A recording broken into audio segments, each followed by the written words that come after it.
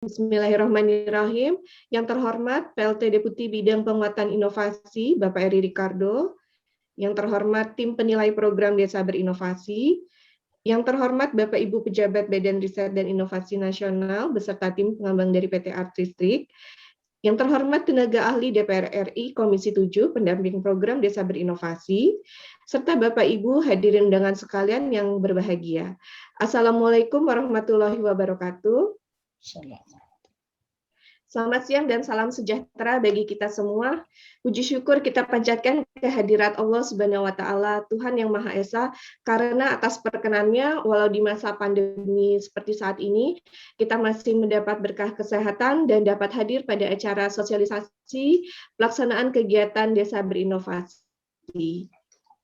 Untuk inti susunan acara kita pada hari ini, yang pertama adalah sambutan dan arahan dari Deputi Bidang Penguatan Inovasi. Yang kedua, cara dilanjutkan dengan pemutaran video program Desa Berinovasi. Yang ketiga adalah sambutan dan arahan dari pejabat pembuat komitmen Satuan Kerja Deputi Bidang Penguatan Inovasi.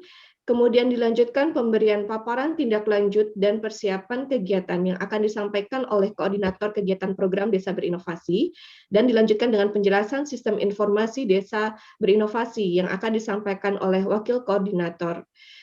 Kemudian acara dilanjutkan dengan masukan dan motivasi dari tim penilai yang akan diwakili oleh Presiden Direktur Astra Ventura, Bapak Jeffrey R. Sirait, dan dilanjutkan dengan sesi diskusi atau tanya jawab dari seluruh peserta. Yang terakhir adalah penutupan dan foto bersama. Baiklah, yang pertama adalah sambutan dan arahan yang akan disampaikan oleh Deputi Bidang Penguatan Inovasi, Bapak Dr. Insinyur Eri Ricardo Nurzal, MT MPA. Kepada Bapak Eri Ricardo, waktu dan tempat kami persilahkan, Bapak. Suara saya udah dengar ya, Mbak?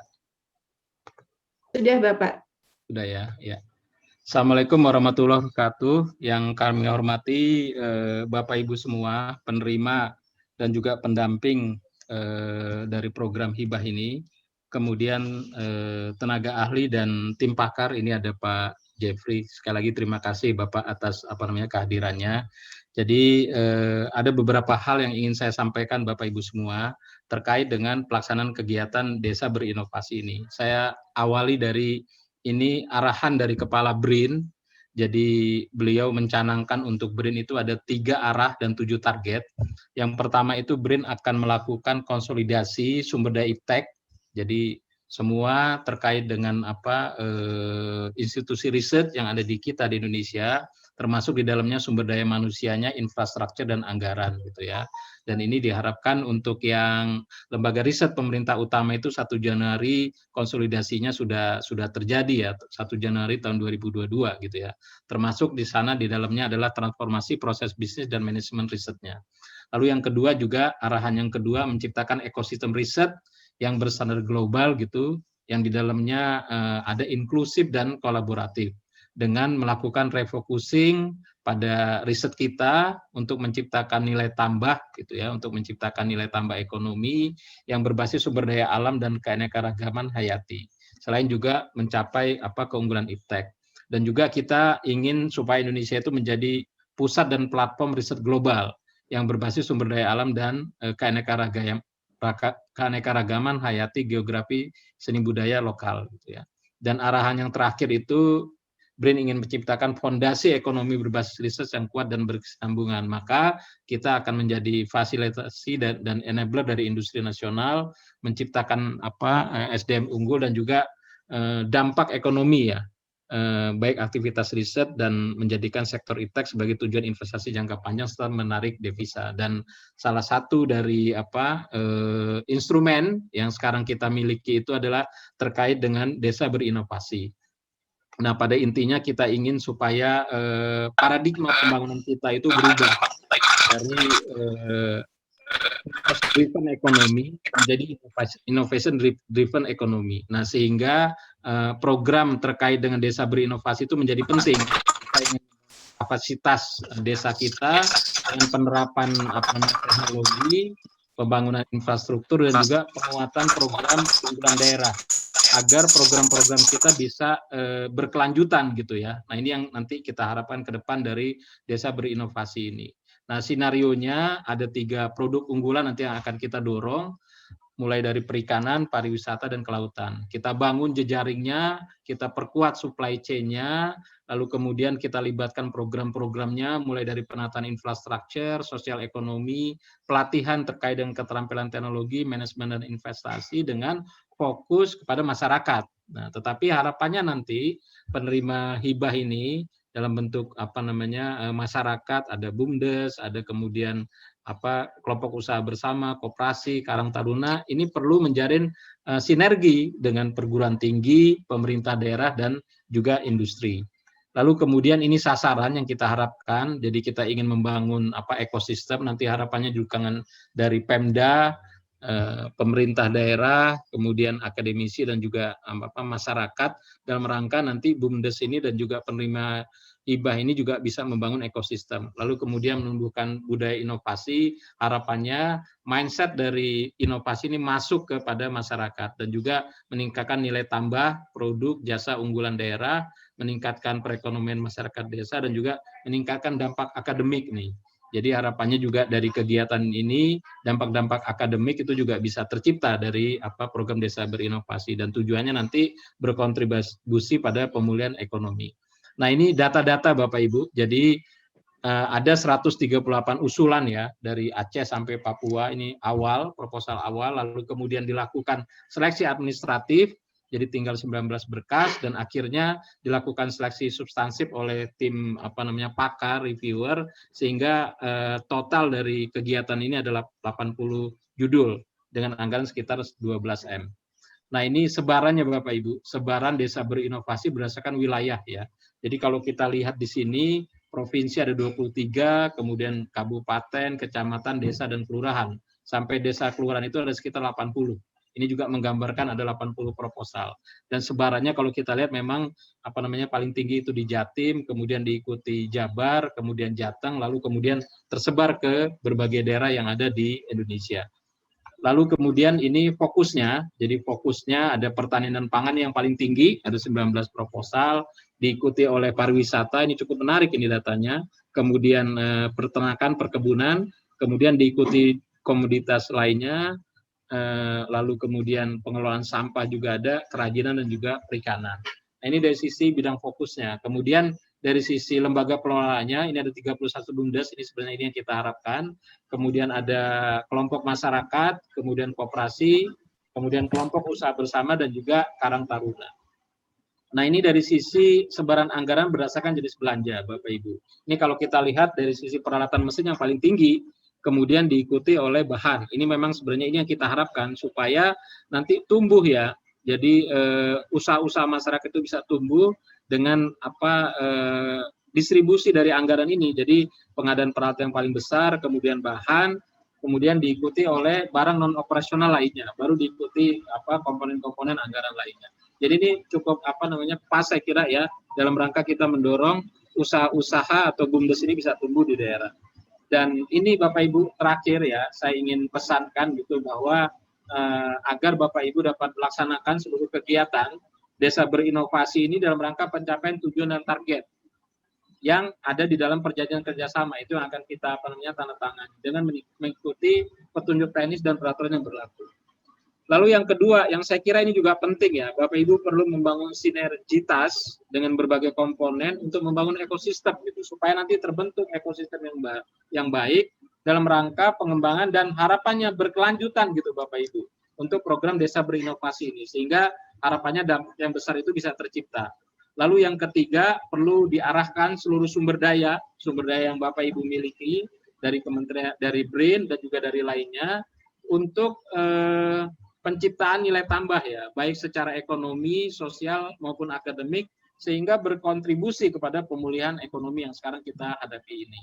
Kemudian terakhir saya pesankan juga kita tetap harus menjaga protokol kesehatan gitu Bapak Ibu. Di samping kita memenuhi secara substansi, tetapi secara protokol kesehatan dalam seluruh aktivitas yang nanti Bapak Ibu lakukan itu harus dipenuhi.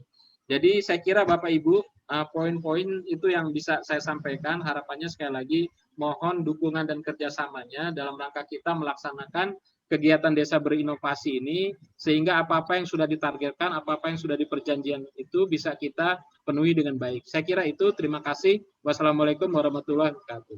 Waalaikumsalam. Ya, baik. Terima kasih. Mohon maaf tadi masih termute. Baik, Bapak Eri, terima kasih sekali Bapak atas sambutan dan arahannya. Baiklah Bapak Ibu, untuk selanjutnya mari kita saksikan bersama video kegiatan program dari Desa Berinovasi.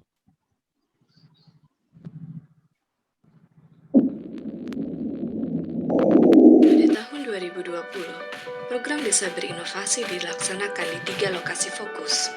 Lokus pertama adalah Desa Talmaila Utara, Provinsi Gorontalo. Terima kasih atas sambutan yang luar biasa ini kepada kami, yang kita betul-betul bisa menghasilkan produk yang bernilai tambah. Pada lokus ini dilakukan pengembangan usaha Virgin Coconut Oil atau VCO dan teknologi Pico Hydro, sehingga dihasilkan produk VCO dengan kapasitas 200 alirkannya listrik untuk 30 kepala keluarga di Dusun Tumba. Kegiatan ini melibatkan Universitas Negeri Gorontalo, Pemkab Gorontalo, Bumdes Talmaila Utara, dan masyarakat. Lokus kedua adalah Desa Salut, Lombok Utara, Nusa Tenggara Barat, melibatkan Universitas Mataram, Pemkab Lombok Utara, Bumdes Salut, PT Niaga Mandiri Sejahtera, dan UD Karisma Lebah. Kegiatan yang dilakukan adalah peningkatan produksi lebah madu melalui pengembangan teknologi pada koloni, produksi, pengolahan, dan pengemasan produk lebah madu. Hasilnya kini ada 2.000 koloni yang dikelola 26 orang anggota kelompok Harapan Keluarga atau sekitar 85 koloni per anggota dengan hasil madu sebanyak 21 liter per 3 bulan dan memberikan penghasilan tambahan sebesar Rp2.600.000 per bulannya. Assalamualaikum warahmatullahi wabarakatuh. Kami selaku kelompok Harapan Keluarga Desa Salut menyampaikan banyak-banyak terima kasih dengan adanya program Desa Berinovasi melalui program budidaya lebah madu Trigona SP. Alhamdulillah semenjak ada program Desa Berinovasi, kami ada pemberian tambahan ekonomi di saat musim pandemi seperti ini. Dan harapan kami mudah-mudahan kegiatan program Desa Berinovasi tetap berkelanjutan memberikan dampak terhadap masyarakat untuk peningkatan kesejahteraan melalui kegiatan budidaya lebah madu. Lokus ketiga adalah Desa Bonto Sinala, Kabupaten Sinjai, Sulawesi Selatan. Lokus ini melibatkan Universitas Hasanuddin, pemerintah Provinsi Sulawesi Selatan, pemerintah Kabupaten Sinjai, dan PT Inovasi Benua Maritim. Kegiatan yang dilakukan adalah pengembangan usaha gula aren melalui finalisasi infrastruktur produksi dan penguatan kelembagaan. Hasil kegiatan ini meningkatkan kapasitas produksi gula aren hingga mencapai 3-4 ton per bulan. Harga jual produk gula semut mencapai Rp80.000 per kilogram dan dihasilkannya perjanjian jual beli dengan distributor gula semut di Makassar.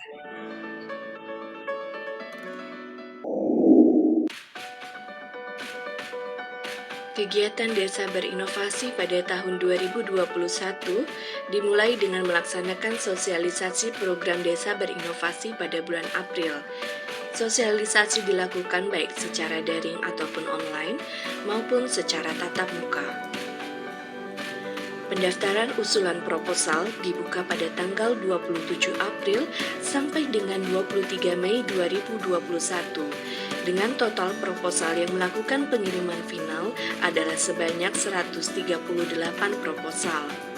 Seleksi administrasi dilakukan oleh tim program Desa Berinovasi dengan meluluskan 96 proposal ke tahap seleksi substansi.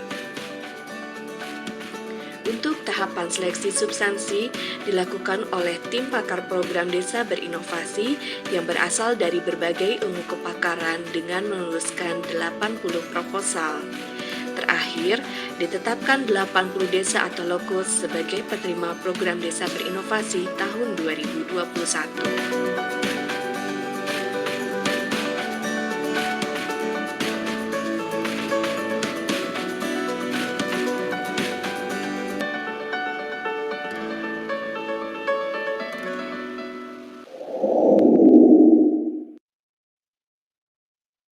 Baik, terima kasih Bapak Ibu. Telah kita saksikan bersama video kegiatan program Desa Berinovasi. Selanjutnya, sambutan dan arahan dari pejabat pembuat komitmen Satker Deputi Bidang Penguatan Inovasi, Bapak Medi Eka Suryana, SIPMM. Waktu dan tempat kami persilahkan. Terima kasih Mbak Herni, Terima kasih kembali, Bapak. Deputi yang saya hormati, Pak Idwan, Pak Jeffrey, Pak Bahran, tim reviewer yang saya hormati, Bapak Ibu sekalian, calon penerima kegiatan Desa Berinovasi. Assalamualaikum warahmatullahi wabarakatuh. Salam sejahtera untuk kita semua. Baik, terima kasih Pak Herni, MC.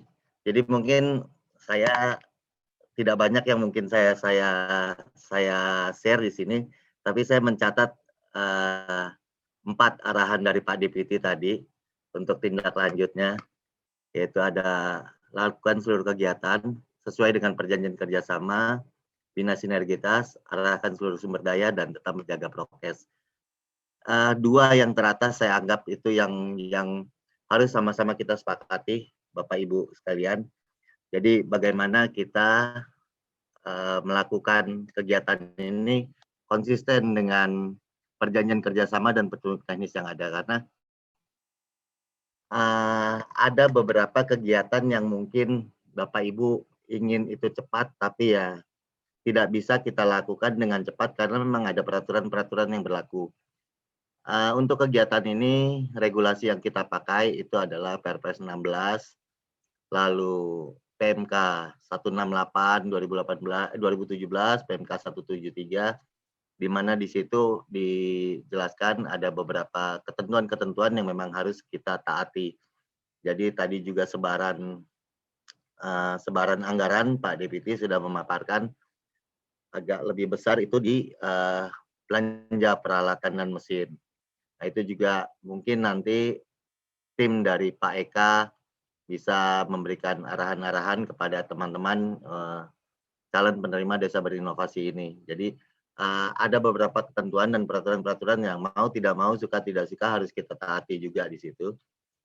Lalu nanti ada beberapa ketentuan-ketentuan yang mungkin, tapi apapun ketentuan itu pada prinsipnya kami di BRIN ini tidak ada yang ingin menyulitkan Bapak Ibu semua.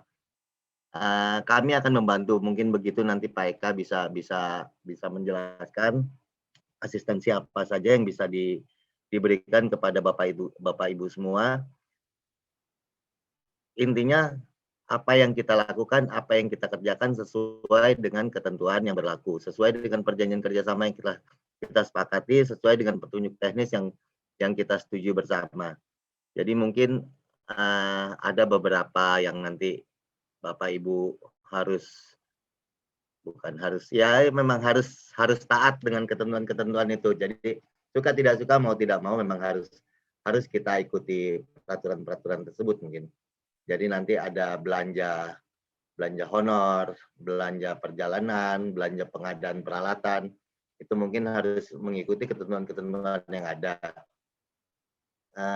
Selebihnya mungkin nanti kita lebih strict juga di jangka waktu pelaksanaan. Saya pikir ini kita akan lakukan sampai akhir tahun anggaran mungkin ya, tapi tidak sampai di bulan Desember. Nah, itu juga kita harus sepakati juga kegiatan-kegiatan itu. Terus nanti ada milestone yang mungkin Bapak Ibu harus serahkan ke timnya Pak Eka, yang itu akan dimonitoring oleh timnya Pak Eka, bagaimana cara pencapaiannya, apa kendalanya, dan ada beberapa data-data yang harus Pak Eka juga tahu, mungkin perkembangan dan sebagainya. Jadi mungkin dari sisi administrasi, intinya kita tidak akan menyulitkan, tapi memang harus ada yang kita taati bersama. Itu terlebih lagi yang dengan ketentuan waktu. Ketentuan waktu itu memang harus strict, harus ada kerjasama yang baik, sinergi yang baik antara penerima dan kami selaku PPK di sini juga strict dengan itu. Kami juga akan membantu apa yang jadi masalah untuk Bapak Ibu semua. Mungkin itu saja, tidak banyak, mungkin nanti ada sesi tanya jawab, bisa kita lanjutkan. Demikian, Billahi taufiq wal hidayah. Assalamualaikum warahmatullahi wabarakatuh. Waalaikumsalam. Waalaikumsalam warahmatullahi wabarakatuh.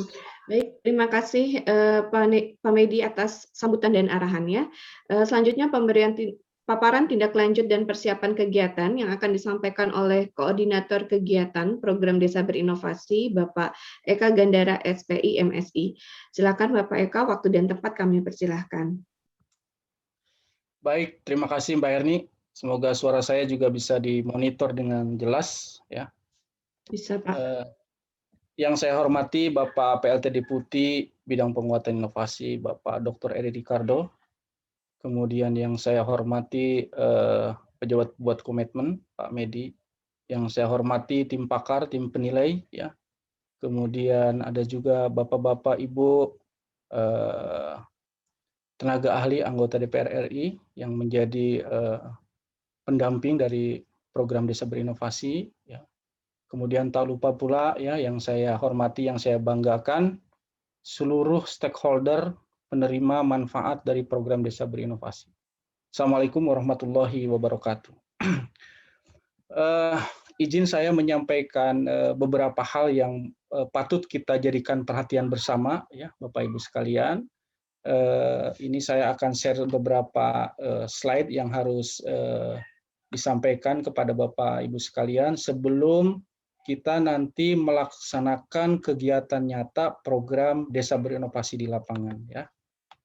Yang pertama tentu yang ingin saya sampaikan adalah ucapan selamat, ya, kepada 80 lembaga yang sudah melewati berbagai tahapan seleksi, baik administrasi maupun substansi, yang juga sudah ditetapkan di dalam ketetapan surat keputusan penetapan dari pejabat pembuat komitmen.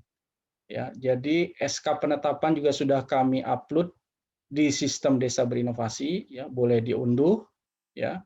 Kemudian status proposalnya juga sudah kami rubah menjadi proposalnya yang sudah diterima, ya, Bapak Ibu sekalian. Ada 4 hal yang ingin saya sampaikan, ya. Pertama tentu persiapan kegiatan, ya. Setelah saya ditetapkan, saya harus ngapain, ya. Setelah saya bertanda tangan nanti saya harus ngapain, ya. Dan nanti di tengah juga di akhir kita akan melakukan apa.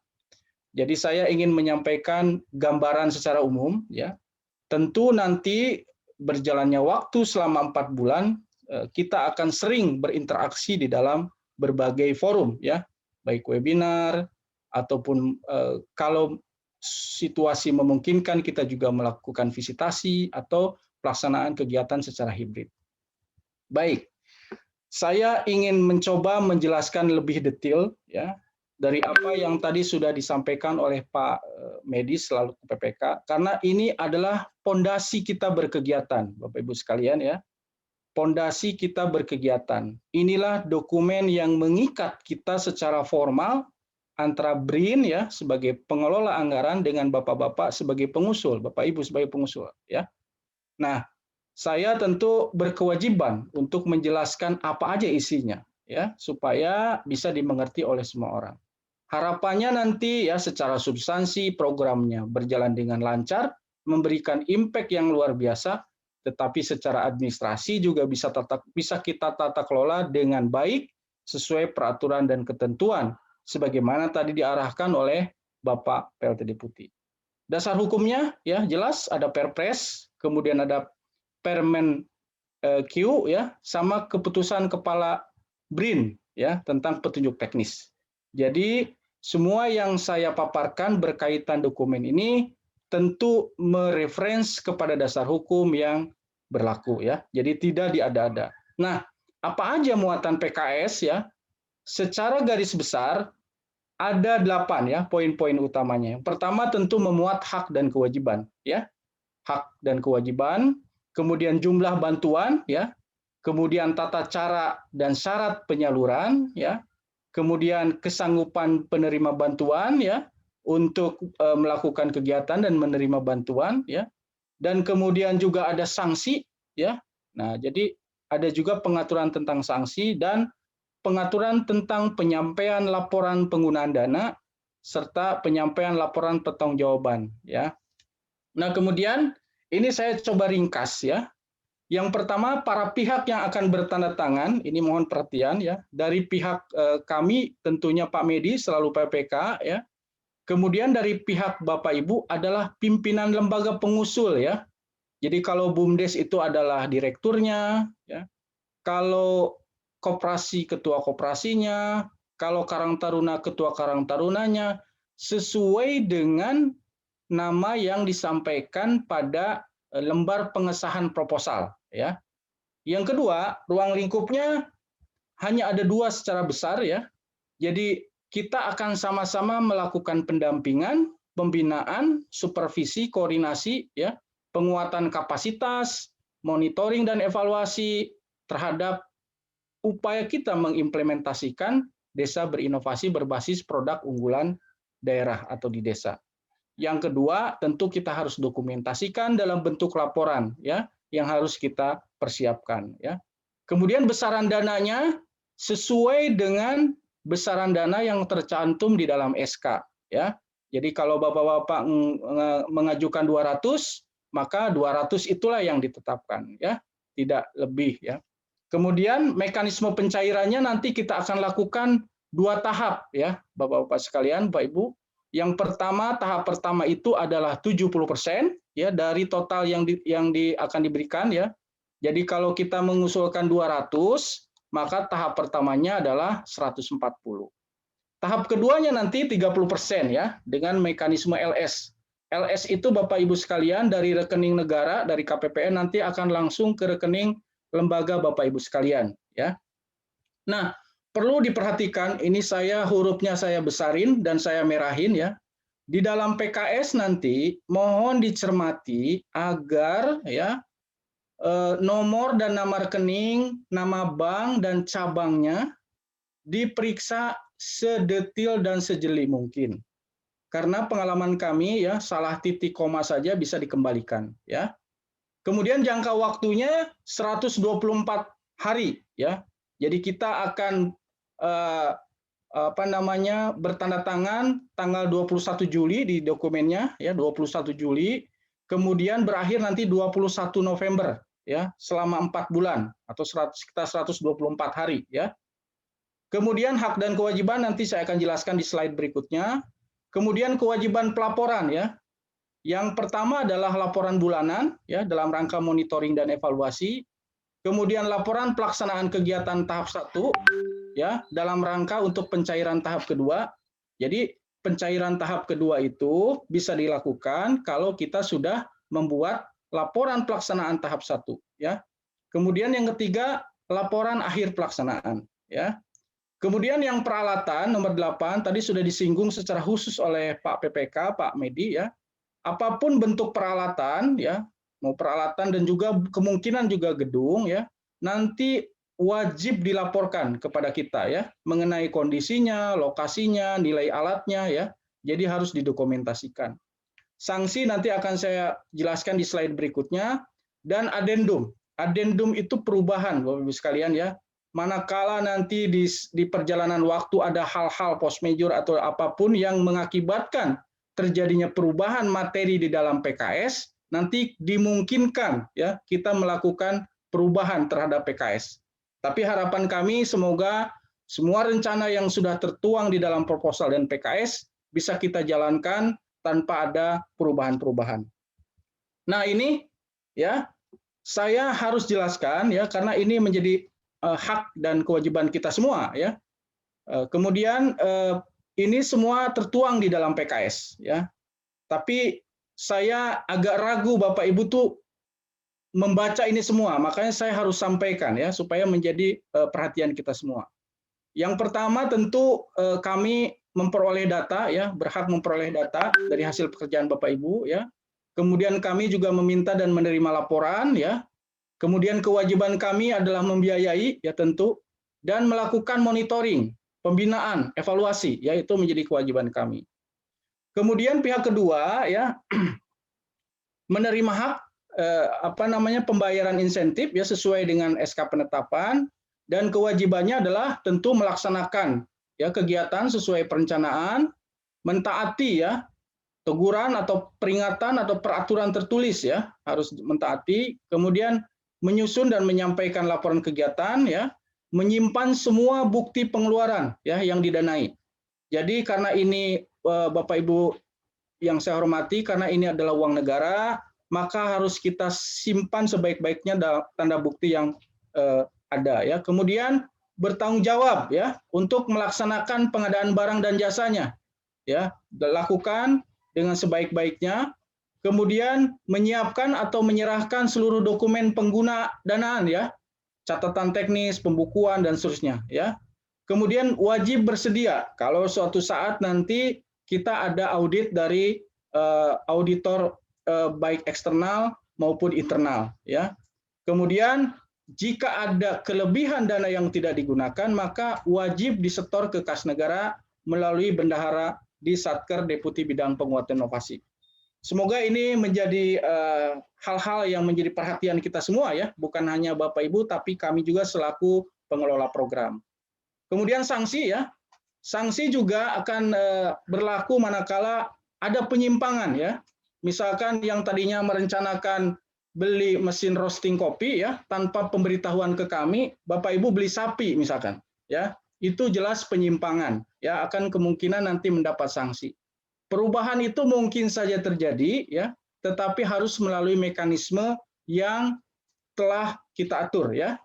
Kemudian atas berbagai pelanggaran itu kita bisa menghentikan pembiayaan ya. Kemudian memasukkan lembaga Bapak Ibu kepada daftar yang menurut kami tidak memenuhi syarat untuk mendapatkan pendanaan di masa yang akan datang ya. Jadi ini mudah-mudahan bisa dijadikan perhatian. Kemudian kalau Bapak Ibu juga lambat menyerahkan laporan ya, misalkan tanggal 21 November kita tetapkan akhir dari masa PKS, tanggal 21 belum ada laporan, maka tanggal 22-nya sudah jatuh sanksi ya. Sanksi sudah diatur 1 per mil dan maksimum 5 per mil ya.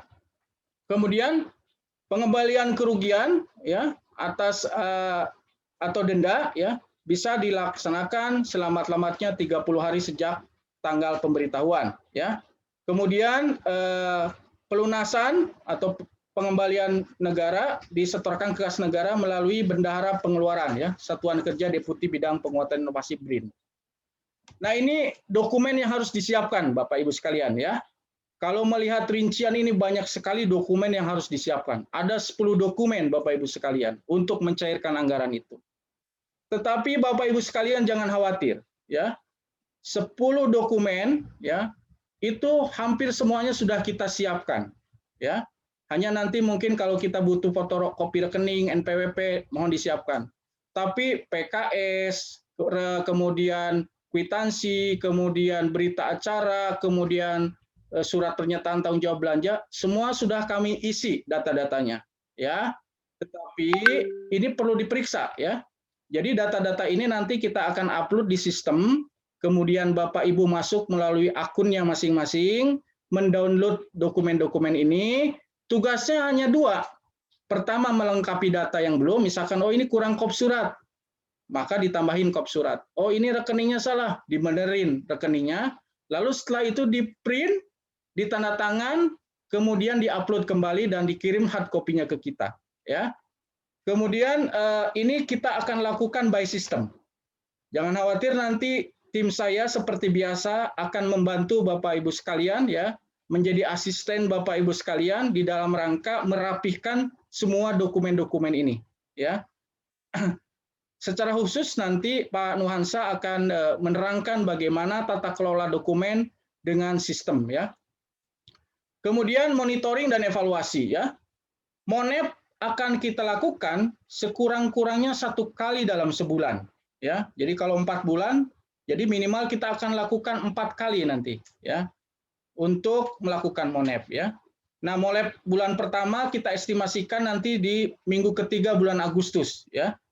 Kemudian tempatnya bisa daring ya melalui virtual Zoom atau media lainnya, atau bisa luring ya. Kalau memang memungkinkan dengan melakukan visitasi ke tempat Bapak Ibu sekalian. Kemudian juga bisa dilakukan secara hibrid ya, luring dan daring ya. Tentu mengedepankan kebijakan pemerintah terkait pandemi ya, dan kita lakukan sesuai dengan protokol kesehatan. Siapa yang akan melakukan tim MONEP ya? Timnya merupakan tim gabungan ya. Dari kami tim program, kemudian nanti ada dari Biro Perencanaan, ada dari pengelola aset BUMN, ada dari tim hukum ya, ada dari pengawasan, ada dari tim penilai, dan ada juga nanti tim MONEP dari eksternal ya. Jangan khawatir, MONEP ini bukan dalam rangka mencari kesalahan.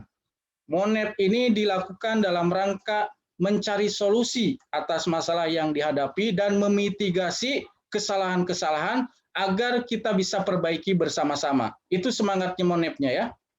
Kemudian apa aja yang akan di MONEP ya? Ada dua aspek besar, administrasi dan substansi. Administrasi kita akan cek mana nota-notanya, apakah sudah betul apa belum, apakah bayar pajaknya sudah sesuai apa belum, apakah dokumen pengadaan barangnya sudah sesuai apa belum. Kalau masih salah kita bantu benerin ya, kita kasih rekomendasi, advice dan seterusnya. Jadi dalam rangka memitigasi berbagai kesalahan-kesalahan. Aspek substansi juga akan kita lihat nanti. Apakah infrastrukturnya sudah mendukung? Bapak Ibu mengajukan peralatan, apakah gedungnya sudah ada, listriknya sudah ada, sehingga ini menjadi identifikasi agar stakeholder yang lain manakala ingin membantu sesuai dengan kebutuhan yang belum terpenuhi. Ya, ada peralatan mesin yang dibeli, apakah sudah sesuai dengan speknya, apakah kinerjanya sudah bagus, apakah sudah diuji coba dan seterusnya ya.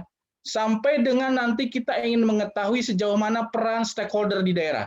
Peran Pemdanya apakah ada, peran perguruan tingginya apakah ada, atau hanya di proposal aja, perguruan tingginya nggak ada. Nah ini menjadi sorotan kita juga. Dan yang terakhir tentu yang paling penting Bapak Ibu sekalian, sejauh mana program ini bisa memberikan impact, baik secara ekonomi, ya nanti transaksinya berapa, jual belinya berapa, ada investasi berapa masuk gara-gara program ini, kemudian impact sosial, berapa orang yang terlibat, ya, berapa pekerja yang bisa dipekerjakan, dan juga ada impact akademik. Apa itu impact akademik? Karena di sini ada unsur perguruan tinggi, bisa aja Desa Berinovasi dijadikan tempat untuk pelaksanaan kampus merdeka misalkan. Ada PL, ada KKN, ada magang, ada penelitian, dan lain-lain. Semua ini akan kita kumpulkan datanya, sehingga kita bisa bercerita ke semua orang bahwa program ini bisa memberikan multi-impact bagi pemulihan ekonomi kita. Kemudian, nah ini identifikasi valuasi impact ya. Ini nanti ya, di dalam serial webinar kita akan ajarkan ya, bagaimana memvaluasi ekonominya ya. Jadi dari program ini nanti menghasilkan transaksi berapa, ya, menghasilkan potensi investasi berapa, tenaga kerjanya berapa orang dan seterusnya. Ya, ini penting agar menjadi evaluasi ke kita agar program ke depan Desa Berinovasi bisa lebih baik dan memberikan impact yang maksimal. Nah, pembinaannya ini Bapak Ibu sekalian. Jadi jangan khawatir, kita akan selalu mendampingi Bapak Ibu sekalian dengan para pakar, ya. Dan mungkin pakar-pakar yang juga akan kita datangkan ya. Bagaimana nanti manajemen usaha, kita akan ada webinarnya, bagaimana strategi branding dan marketing, nanti kita akan ada webinar dan pelatihannya. Strategi kiat-kiat menggait investor, nanti kita juga akan ada webinarnya ya. Bagaimana mengurus izin dan seterusnya, kita akan siapkan. Dan kita juga akan fasilitasi promosi pameran, business matching.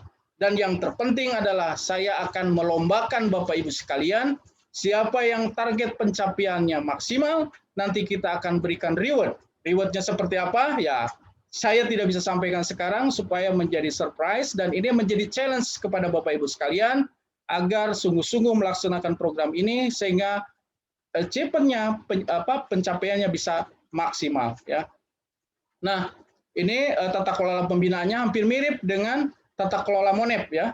Jadi kita akan lakukan dari bulan Agustus sampai November ya.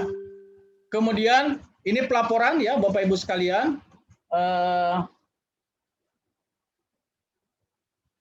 Pelaporannya ada dua yang paling besar ya, administrasi dan substansi. Ya, administrasi tentu yang berkaitan dengan tata kelola keuangan ya. substansi ya mengenai tentang program isu yang akan kita kerjakan ya. Nanti ini juga akan ada serial webinar khusus untuk bagaimana tata cara melakukan pelaporan ya. Dan ini kita semua lakukan dengan sistem ya, dengan aplikasi ya. Maka dari itu saya berharap Bapak Ibu sekalian sudah mulai familiar dengan namanya digitalisasi ya. Nah, ini tanggal-tanggal yang harus menjadi perhatian Bapak Ibu sekalian ya. Pertama kita tanda tangan PKS-nya tanggal 21 ya. Kemudian nanti pemenuhan dokumen ya di di sistem itu tanggal 21 sampai 23 ya. Nah, jadi ini mohon jadi perhatian ya. Kenapa kok cuma 3 hari Pak Eka? Karena semua dokumen pada prinsipnya kami sudah isi, kami sudah siapkan. Tugas Bapak Ibu sekalian hanya membaca ulang manakala ada hal-hal yang kurang benar ya. Setelah itu tinggal ditandatangani, tinggal dicap dan dikirim ulang ya. Kemudian nanti penyampaiannya hard copy-nya karena ini wajib untuk pencairan ya, bisa dilakukan bahkan sejak tanggal 21 pun.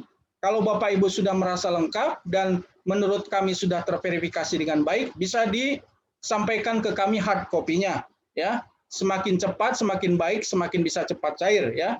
Nanti kita akan lakukan verifikasi, kita akan lakukan pencairan, kita akan lakukan monep bulan 1, bulan 2 dan sampai terakhir ya kegiatan pelaporan akhir.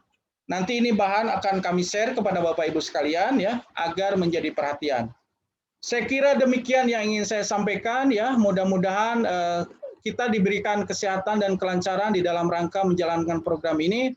Dan tentu sebagaimana amanat dari Pak Diputi dan harapan kita semua, program ini betul-betul bisa memberikan manfaat yang sebesar-besarnya, bukan hanya bagi kita sebagai pelaksana, tetapi tentu bagi masyarakat dalam rangka upaya kita bagaimana melakukan pemulihan ekonomi nasional. Bila taufiq wal hidayah, Assalamualaikum warahmatullahi wabarakatuh. Baik, terima kasih atas pemberian paparannya Bapak Eka.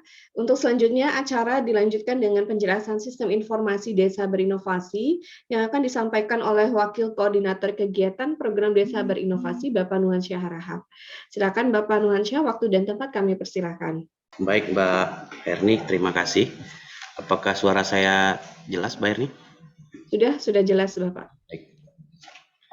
Mohon izin karena di sini kondisinya pas saya mau berbicara pas hujan, jadi saya tutup gambar ya.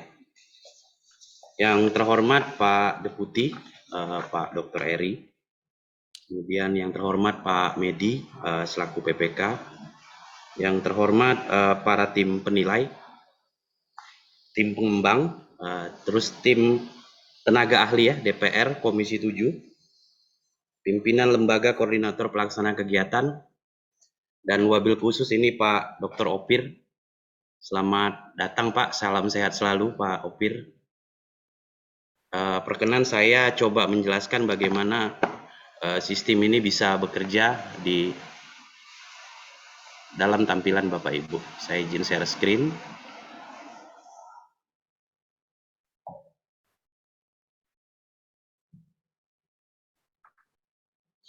Baik, ini terlihat ya Bapak Ibu.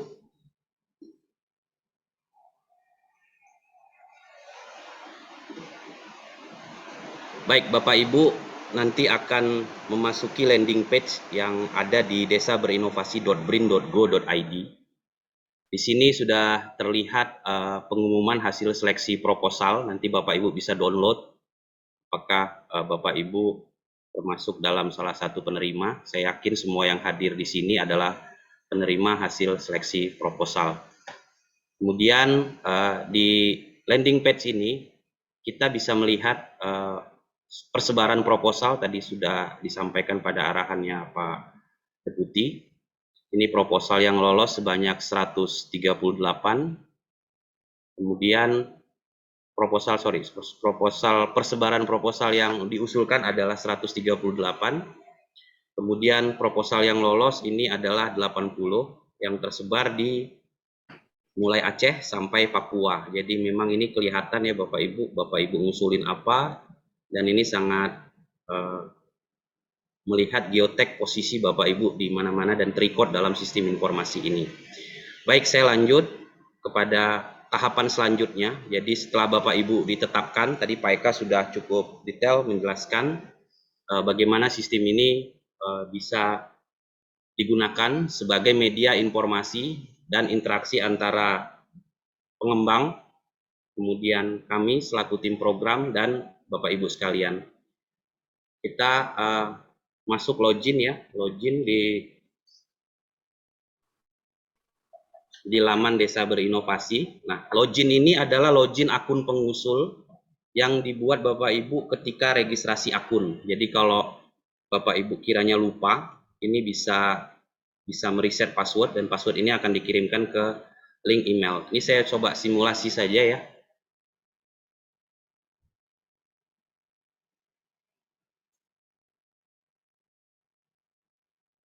Baik, ini adalah dashboard Bapak Ibu yang dinyatakan lulus. Jadi selamat Bapak Ibu dinyatakan lulus tahap seleksi proposal.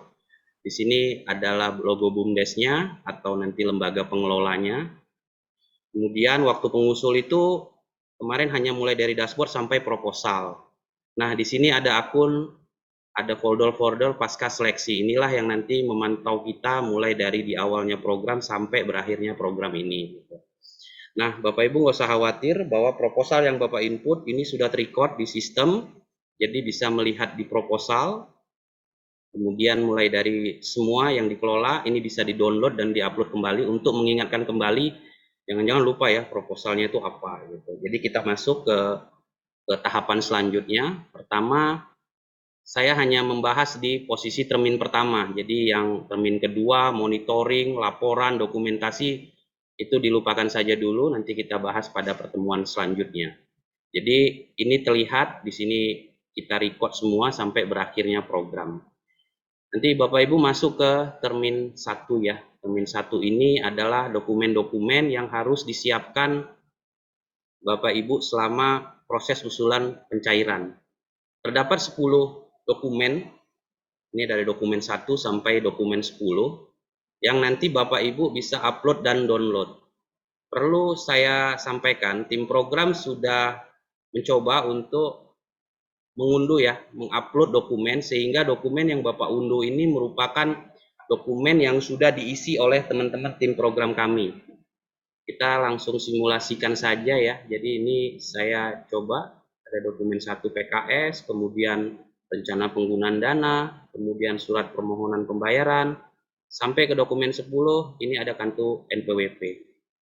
Baik, ini kita coba saja unduh dokumennya.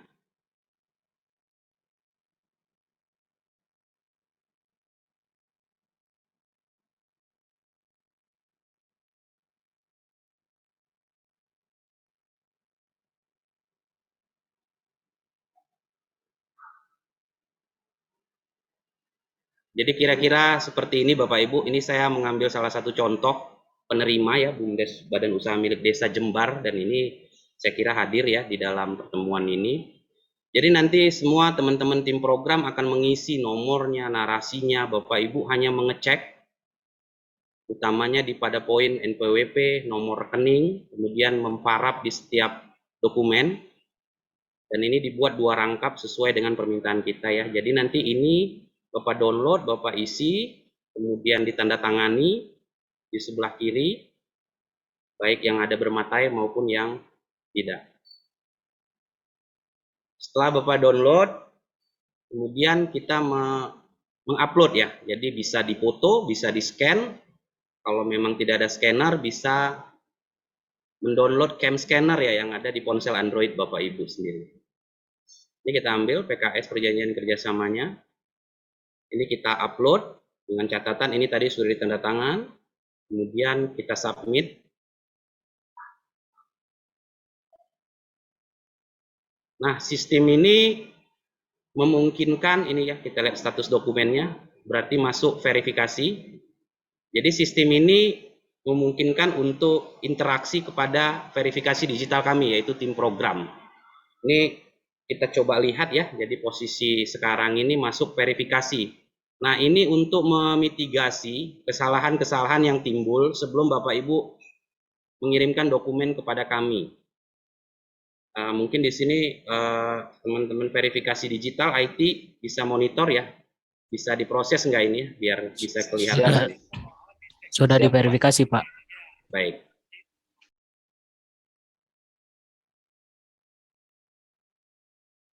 Baik, ini ada request, artinya wah mungkin kurang materai ya. Nah ini materai belum tersedia, jadi verifikasi digital mengembalikan. Artinya Bapak Ibu melengkapi apa yang diminta, kemudian mengupload kembali. Kita upload kembali ya.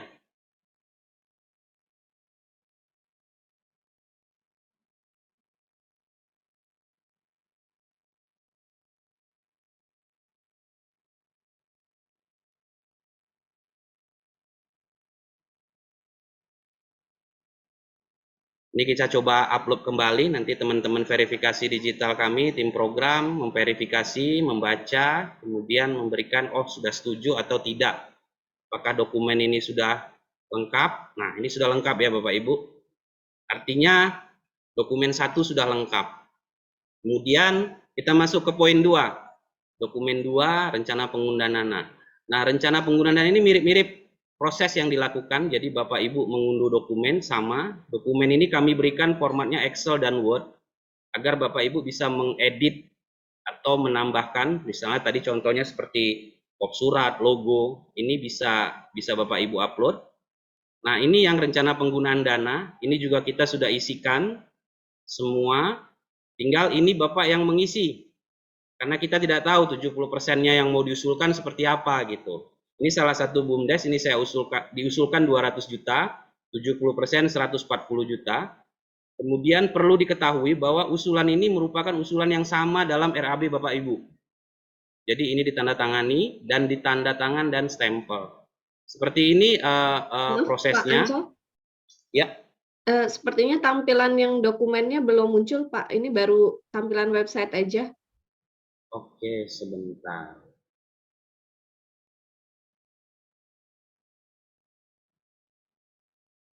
Begini, Mbak Herni? Belum ya? Ya, sudah muncul, Pak. Oh, sudah. Oke. Baik, terima kasih Mbak Erni. Jadi ini rencana penggunaan tahap ya, tadi masuk ke poin 2. Nah, ini juga hal yang sama. Jadi dari ke-10 dokumen ini Bapak harus masukin satu-satu. Jadi kita lakukan proses lagi ya. Kita lakukan proses.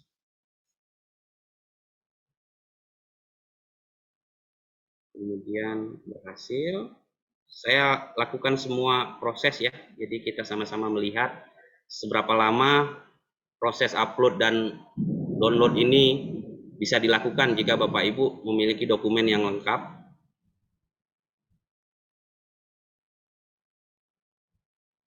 Ini bisa dilakukan loncat-loncat Bapak Ibu. Jadi tidak harus mengurut dokumen 1, dokumen 2, dokumen 3 gitu. Boleh, mulai dari dokumen 10 juga boleh. Silakan, tapi sebaiknya kami menyarankan berurutannya.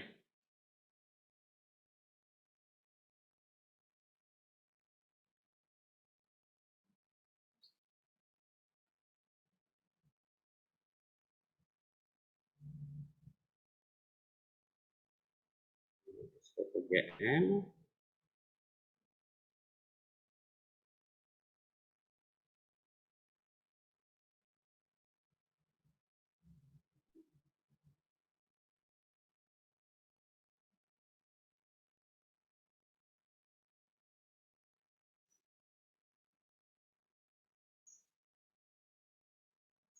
Nah, ini saya perlu jelaskan, ini rekening koran, cover buku bank atau surat keterangan bank. Tadi Pak Eka sudah singgung bahwa pastikan rekening Bapak Ibu adalah benar titik komanya, dan yang paling perlu diperhatikan rekening tersebut aktif.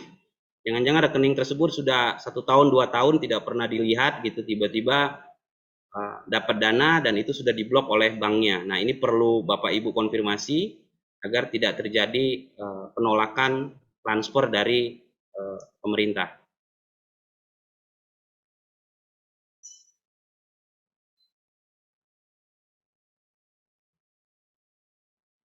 PWP. Oke. Kita bisa lihat status di sini ya. Ini tim verifikasi lagi memverifikasi, sudah sesuai. sudah sesuai, ini lagi on progress. Jadi Bapak Ibu bisa melihat proses ini di status dokumen. Jadi kalau di sini sesuai, berarti Bapak Ibu bisa melakukan tahapan selanjutnya. Baik, kita cek kembali. Maaf Pak Anca, dokumen ke-8 belum diupload. Oke, dokumen 8. Dokumen 8 terlewat tadi ya.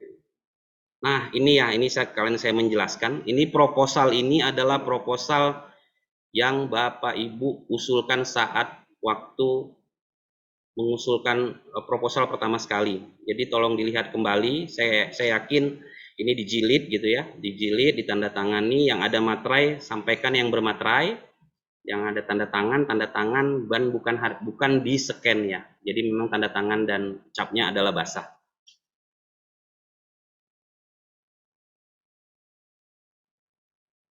Oke, kita lihat.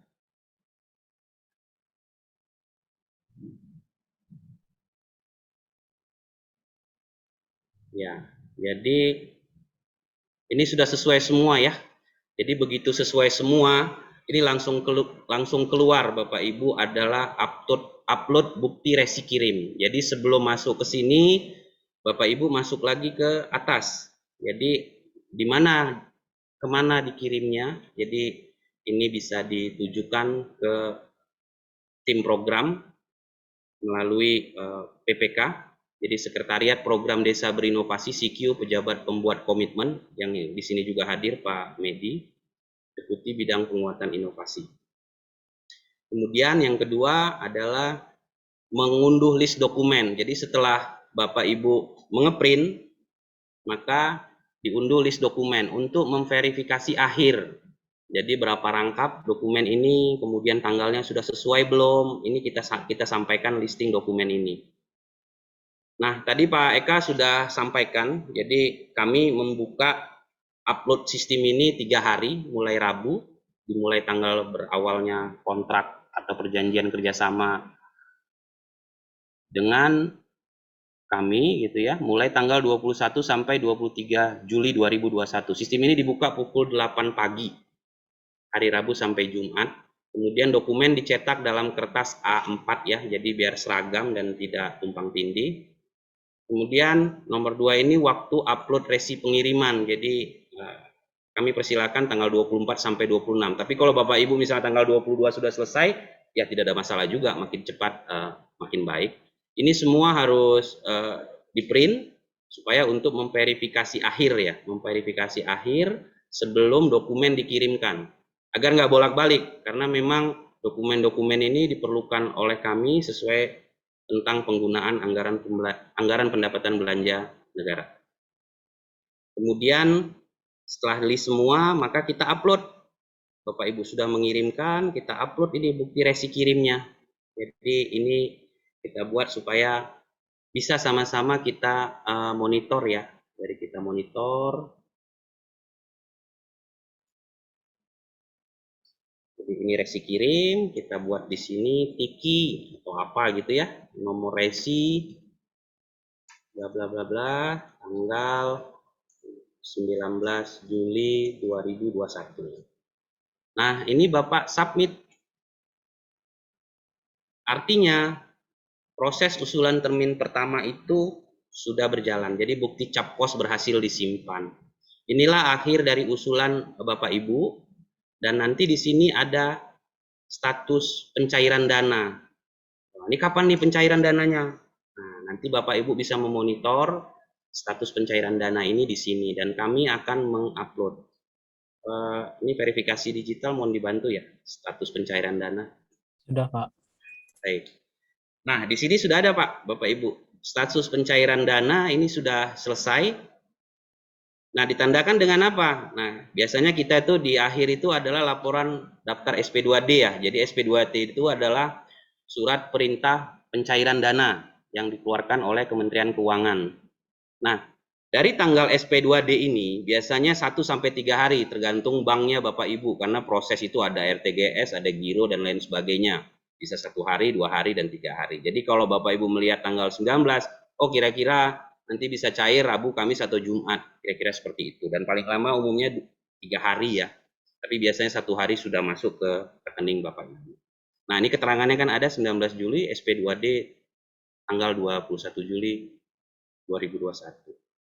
Baik, jadi kami prediksi jika semua dokumen dan kesiapan Bapak Ibu mengupload di sistem ini kira-kira 1-3 jam. Jadi makanya kami memberikan jeda waktu sekitar 3 hari mulai tanggal 21 sampai tanggal 23 Juli 2021.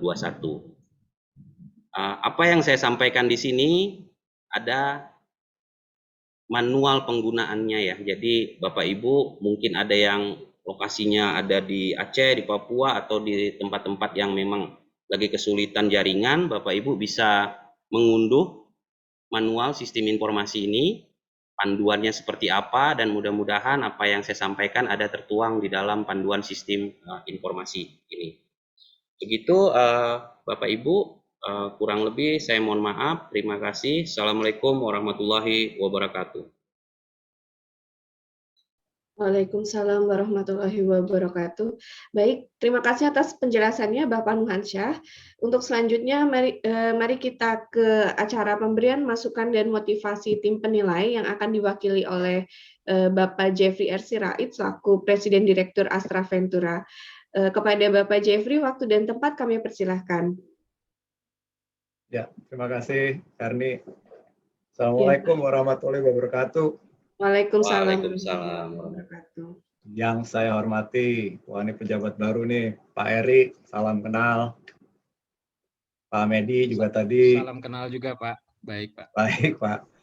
Rekan-rekan dan semua teman-teman di seluruh Indonesia nih, penerima bantuan ya hari ini. Juga teman-teman dari penilai. Ya ada Pak Ridwan, Pak Bahran, Pak Saliman, ya Pak Adi.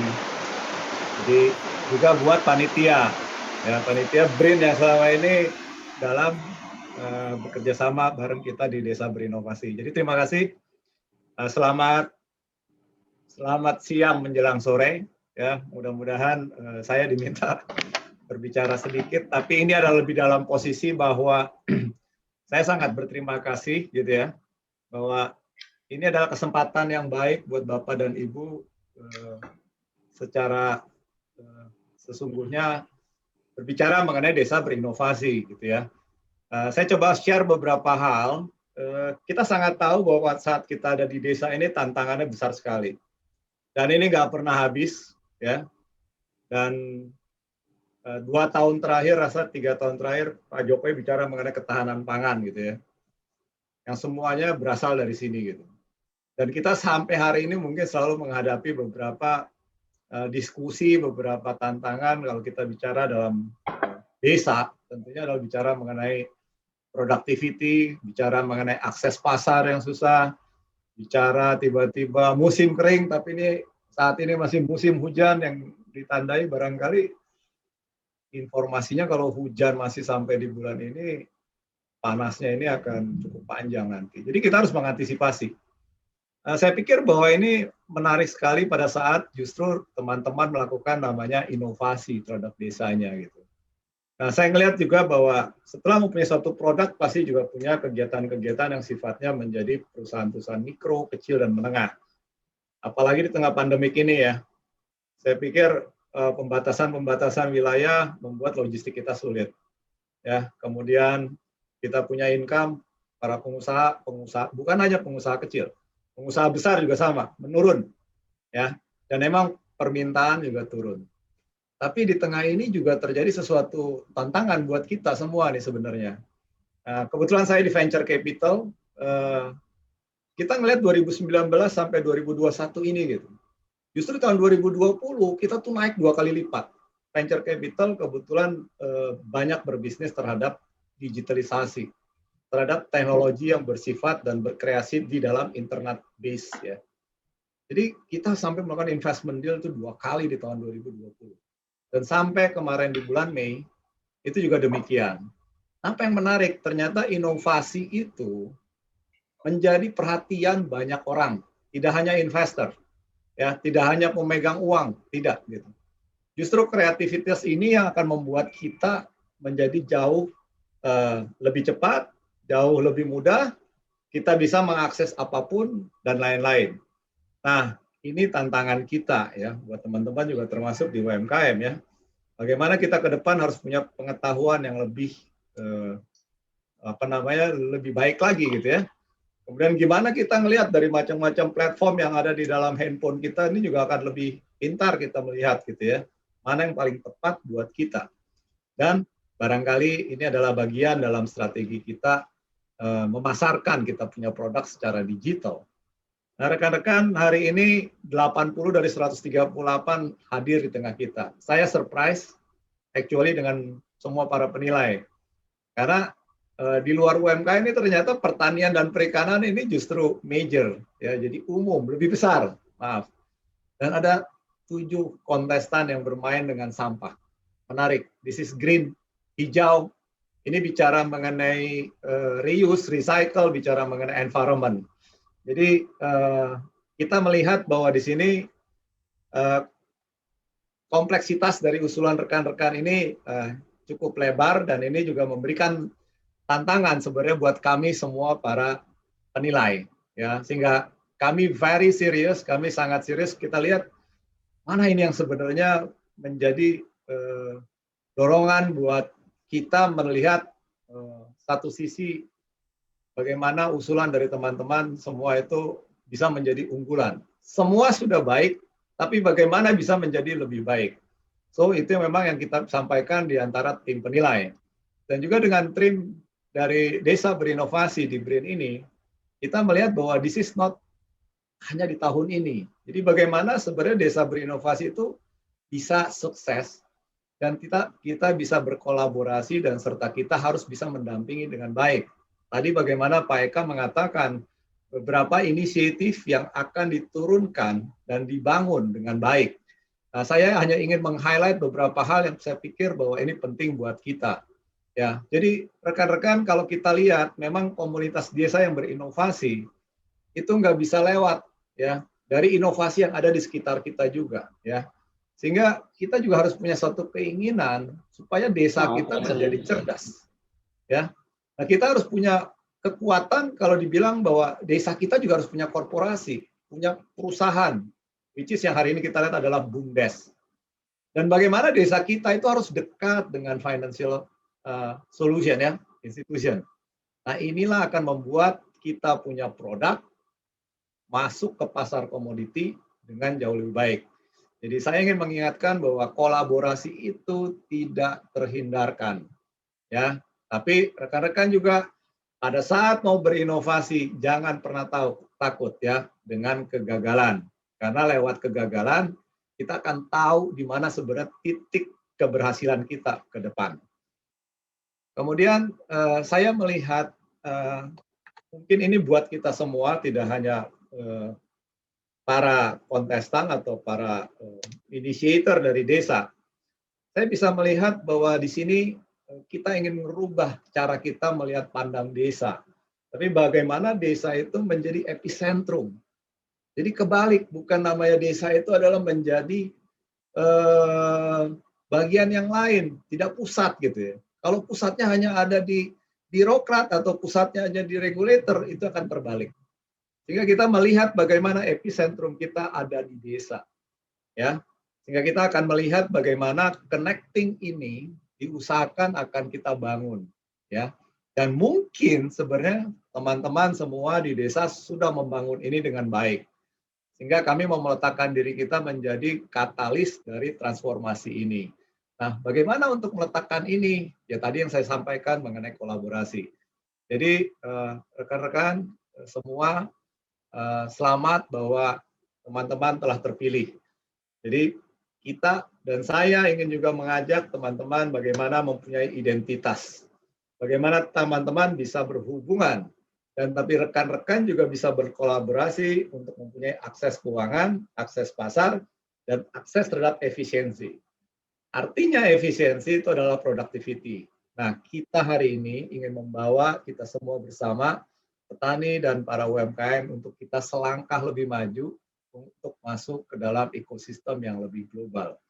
Ya, nah pendampingan dari pembangunan desa ataupun kelurahan ya diminta untuk dapat mampu membangun dan menciptakan inovasi untuk mengembangkan potensi-potensi yang ada di desa. Jadi mari kita ingat, sukses itu adalah tugas. Jadi semua yang telah mengajukan ke sini adalah kita punya tugas untuk kita bisa sukses.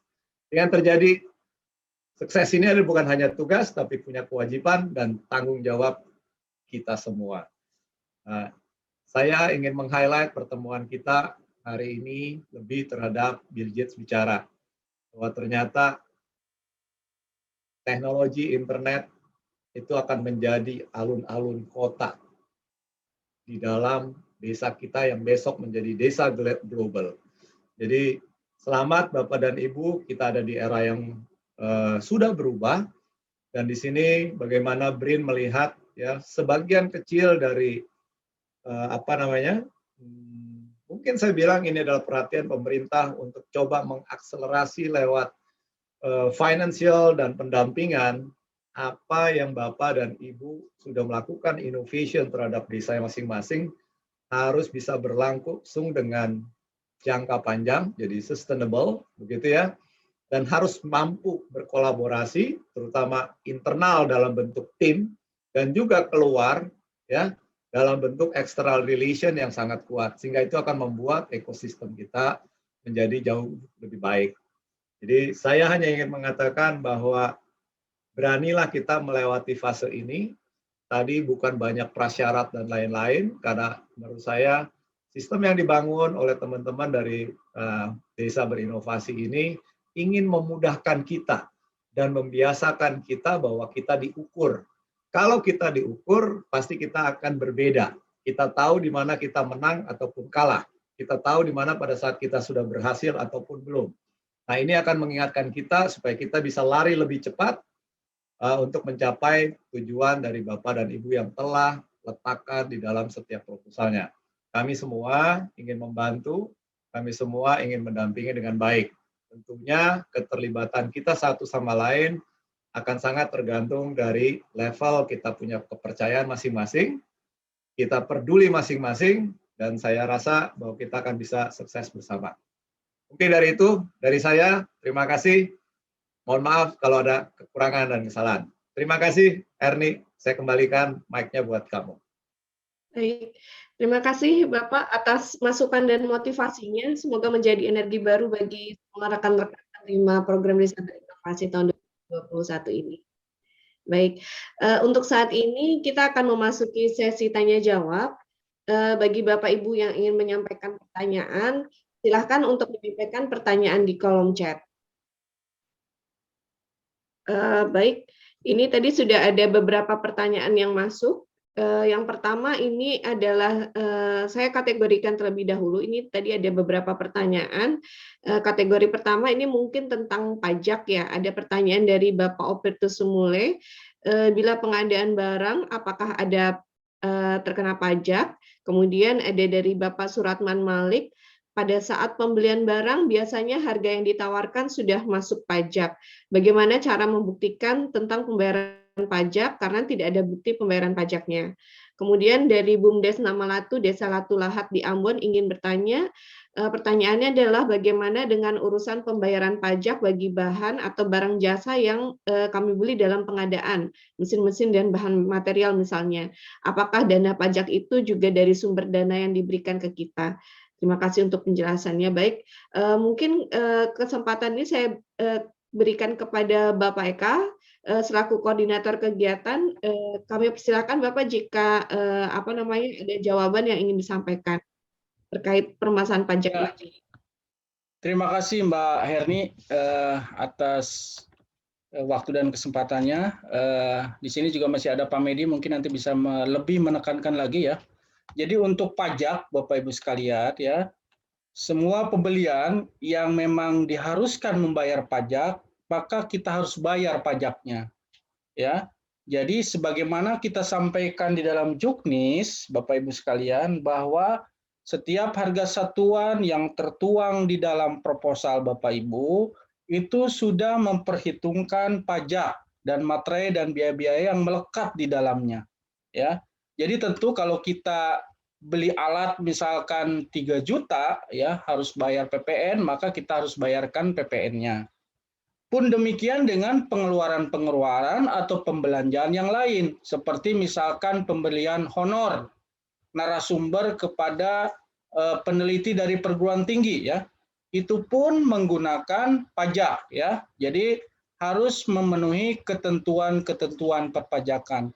Karena kalau kita tidak tunaikan pajaknya, itu nanti kemudian akan mendapatkan temuan ya berupa kekurangan pembayaran pajak ya.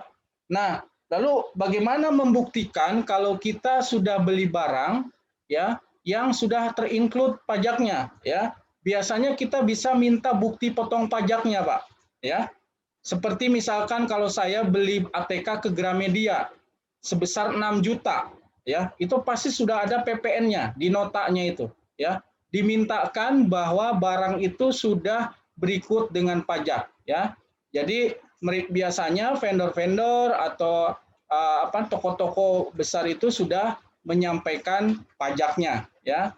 Itu barangkali Mbak Herni. Jadi prinsipnya ya, pajak adalah kewajiban yang harus kita tunaikan dan sumber anggarannya adalah melekat pada setiap satuan mata anggaran yang Bapak Ibu usulkan. Satu lagi nih Mbak Herni, saya tadi agak membaca juga yang berkaitan dengan pajak. Bapak Ibu sekalian, mungkin tim saya dari dulu sudah mewanti-wanti ke Bapak Ibu sekalian bahwa NPWP itu sesuatu yang harus disiapkan. Ya. Bagi Bapak Ibu yang sampai dengan saat ini, karena saya lihat ada 1-2 NPWP yang belum ada, mohon segera untuk ditindaklanjuti ke kantor pajak. Ya. Karena nomor NPWP itu tercantum di dalam PKS, Bapak Ibu sekalian ya. Jadi kalau nomor NPWP-nya tidak ada, ya, maka PKS-nya belum bisa ditandatangan. Ya. Kepada Bapak Ibu yang mempunyai kasus masalah NPWP tidak banyak ya, silakan langsung berhubungan dengan asistennya masing-masing, maksudnya dengan tim saya ya, mengenai tindak lanjutnya seperti apa. Tapi pada prinsipnya NPWP harus ada sebagai bagian data yang harus kita input di dalam perjanjian kerjasama kita. Gitu barangkali Mbak Herni. Baik, terima kasih atas jawabannya Bapak Eka. Selanjutnya Bapak Medi, apakah ada yang ingin ditambahkan Bapak terkait permasalahan pajak? Dipersilakan Pak. Baik, terima kasih Mbak Herni.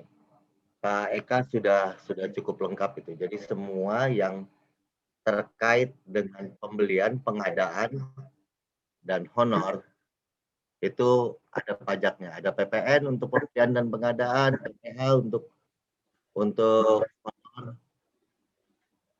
Jadi mungkin seperti itu, Mbak. Seperti Pak Eka. Cuma saya juga masih, Pak Eka, apakah sudah diinfokan kepada beberapa teman-teman ini ada pajak lembaga juga? Nah, kita mesti lihat juga ada yang kena pajak lembaga atau tidak, karena saya khawatir teman-teman itu men-state dengan angka yang di SK penetapan. Sementara kalau ada yang kena pajak lembaga, dia akan berkurang nanti. Itu aja mungkin. Ya, baik. Akhirnya tambahan dari saya. Baik, terima kasih Bapak Medi atas jawabannya. Baik, selanjutnya ini juga ada berhubungan tadi pertanyaan dari Ibu Aulia Hani. Apakah NPWP masih, mohon maaf jika NPWP masih belum keluar dari KPP setempat sampai dengan tanggal akhir upload dokumen di website, apakah ada solusi? Baik, mohon dibantu, apakah Bapak Eka bisa memberikan solusinya? Ya, solusinya adalah harus tetap dilengkapi. Waktu nanti kita bisa diskusi, ya. Jadi solusinya adalah masalah waktu, ya. Cuman konsekuensinya semakin lama NPWP itu tidak terbit, maka rentang waktu untuk pelaksanaan program ini menjadi semakin kecil karena PKS-nya belum bisa ditandatangan, ya. Jadi kalau misalkan nanti sampai tanggal 23 atau 24 masih belum bisa dipenuhi NPWP-nya, maka ya kita akan tunggu sampai NPWP-nya itu betul-betul ada, Bapak Ibu sekalian ya. Jadi saya kira sekarang sistem pajak juga sudah online dan kita berharap bisa sesegera mungkin bisa diselesaikan ya Bapak Ibu sekalian. Silakan, kami sangat terbuka untuk konsultasi ya. Selama ini juga seperti itu. Kami sudah siapkan pembagian tugas bagi tim-tim saya untuk menghandle Bapak Ibu sekalian. Gitu ya Mbak Erni. Baik, terima kasih Pak Eka. Kita lanjutkan ke pertanyaan selanjutnya. Ada pertanyaan dari Bapak Abdul Jahir, Rela Ekoprint. Mohon ada draft atau template pelaporan dari mulai pencairan sampai dengan pelaporan akhir kegiatan penggunaan dana inovasi desa, atau teknisnya bagaimana, mohon dijelaskan. Baik, terima kasih. Semua template laporan dan dokumen, bahkan kita tidak hanya menyiapkan template-nya, Pak. Untuk berkas pencairan itu, hampir 90% sudah kita isikan. Ya. Jadi tugas Bapak Ibu, sebagaimana tadi saya sampaikan di awal dan juga Mas Anca sampaikan, Bapak Ibu tinggal masuk ke dalam sistem menggunakan akun Bapak Ibu, lalu download semua dokumen-dokumennya, kemudian Bapak Ibu baca, kalau ada yang salah dibenerin, kalau ada yang kurang dilengkapin, setelah itu di print, kemudian ditandatangan, dicap, kalau ada yang harus bermaterai, kasih materai, lalu setelah itu di-upload kembali di sistem. Ya, jadi semua dokumen itu template-nya sudah ada, dan bahkan untuk dokumen pencairan sudah kita lengkapi sebagian besar. Untuk format-format dokumen laporan bulanan, kemudian laporan kemajuan dan laporan akhir, itu pun template-nya sudah kami siapkan di dalam Juknis. Juknisnya Bapak Ibu bisa lihat ya, dan sistem pun sudah memfasilitasi itu. Khusus untuk bagaimana penyampaian laporan, nanti kita akan bahas pada pertemuan berikutnya supaya lebih fokus, Bapak Ibu sekalian ya.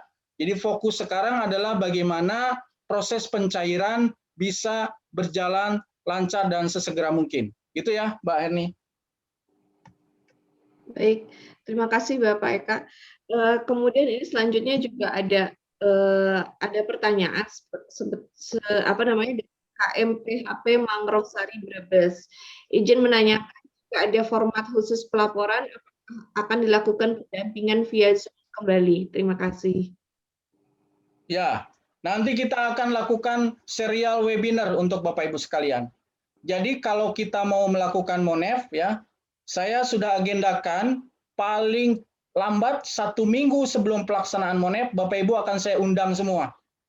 Sehingga dari situ kita akan terangkan yang harus disiapkan ini, yang harus disusun ini formatnya, dan seterusnya sudah kita siapkan. Jangan khawatir Bapak Ibu sekalian, kita akan maksimalkan melakukan pendampingan kepada Bapak Ibu sekalian, ya supaya tidak banyak yang harus dimengerti saat ini, jadi kita lebih fokus kepada proses pencairan. Ya, untuk pelaporan nanti kita akan agendakan berikutnya. Ya. Baik. Selanjutnya ini juga ada pertanyaan dari Bapak Taufik Hidayat dari Bumdesa Mutiara Sagara. Jika dimungkinkan ada perubahan kegiatan seperti pembelian atau yang lain, apakah ada juknis tersendiri? Ya, jadi juknisnya nanti kita akan sampaikan. Tapi saya prinsipnya seperti ini, Pak. Setiap perubahan yang terjadi itu harus melalui mekanisme pembahasan dengan tim pakar. Ya, jadi apakah perubahan itu menurut tim pakar sangat relevan untuk menjadi lebih baik atau tidak? Nanti kita akan acarakan dengan resmi, lalu kita sampaikan kepada PPK untuk dilakukan adendum. Ya, jadi sebagai informasi awal, jika ada perubahan yang signifikan, ya signifikan yang betul-betul diyakini memberikan kemanfaatan yang lebih besar, ajukan surat permohonan revisi kepada PPK ya, gitu. Nanti setelah itu nanti akan kita tindak lanjuti.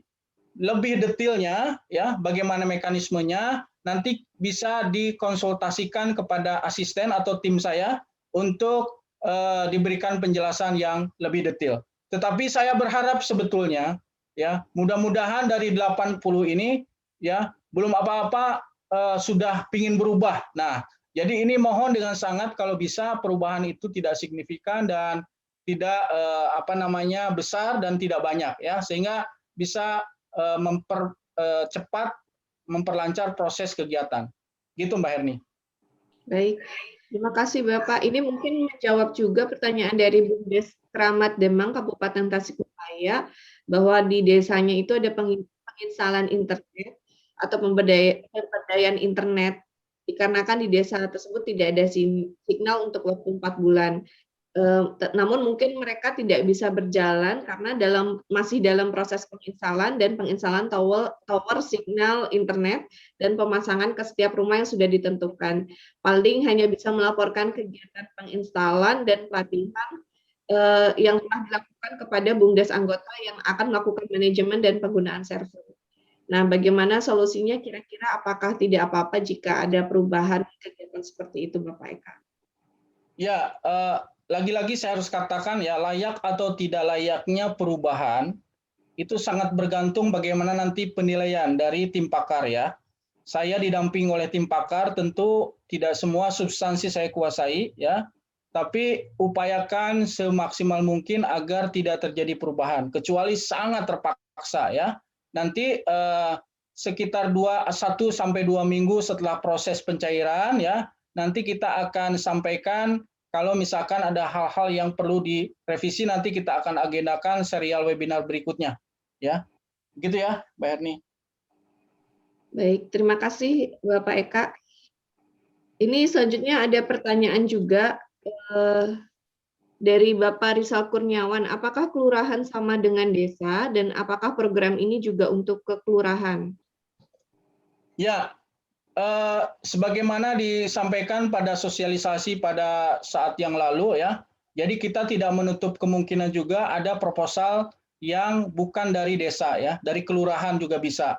Jadi ini juga dari 80 pengusul juga statusnya tidak hanya desa ya, ada beberapa yang sifatnya kelurahan. Misalkan contoh ya, yang mengambil tema seperti pengelolaan sampah atau lingkungan itu beberapa itu berasal dari kota ya.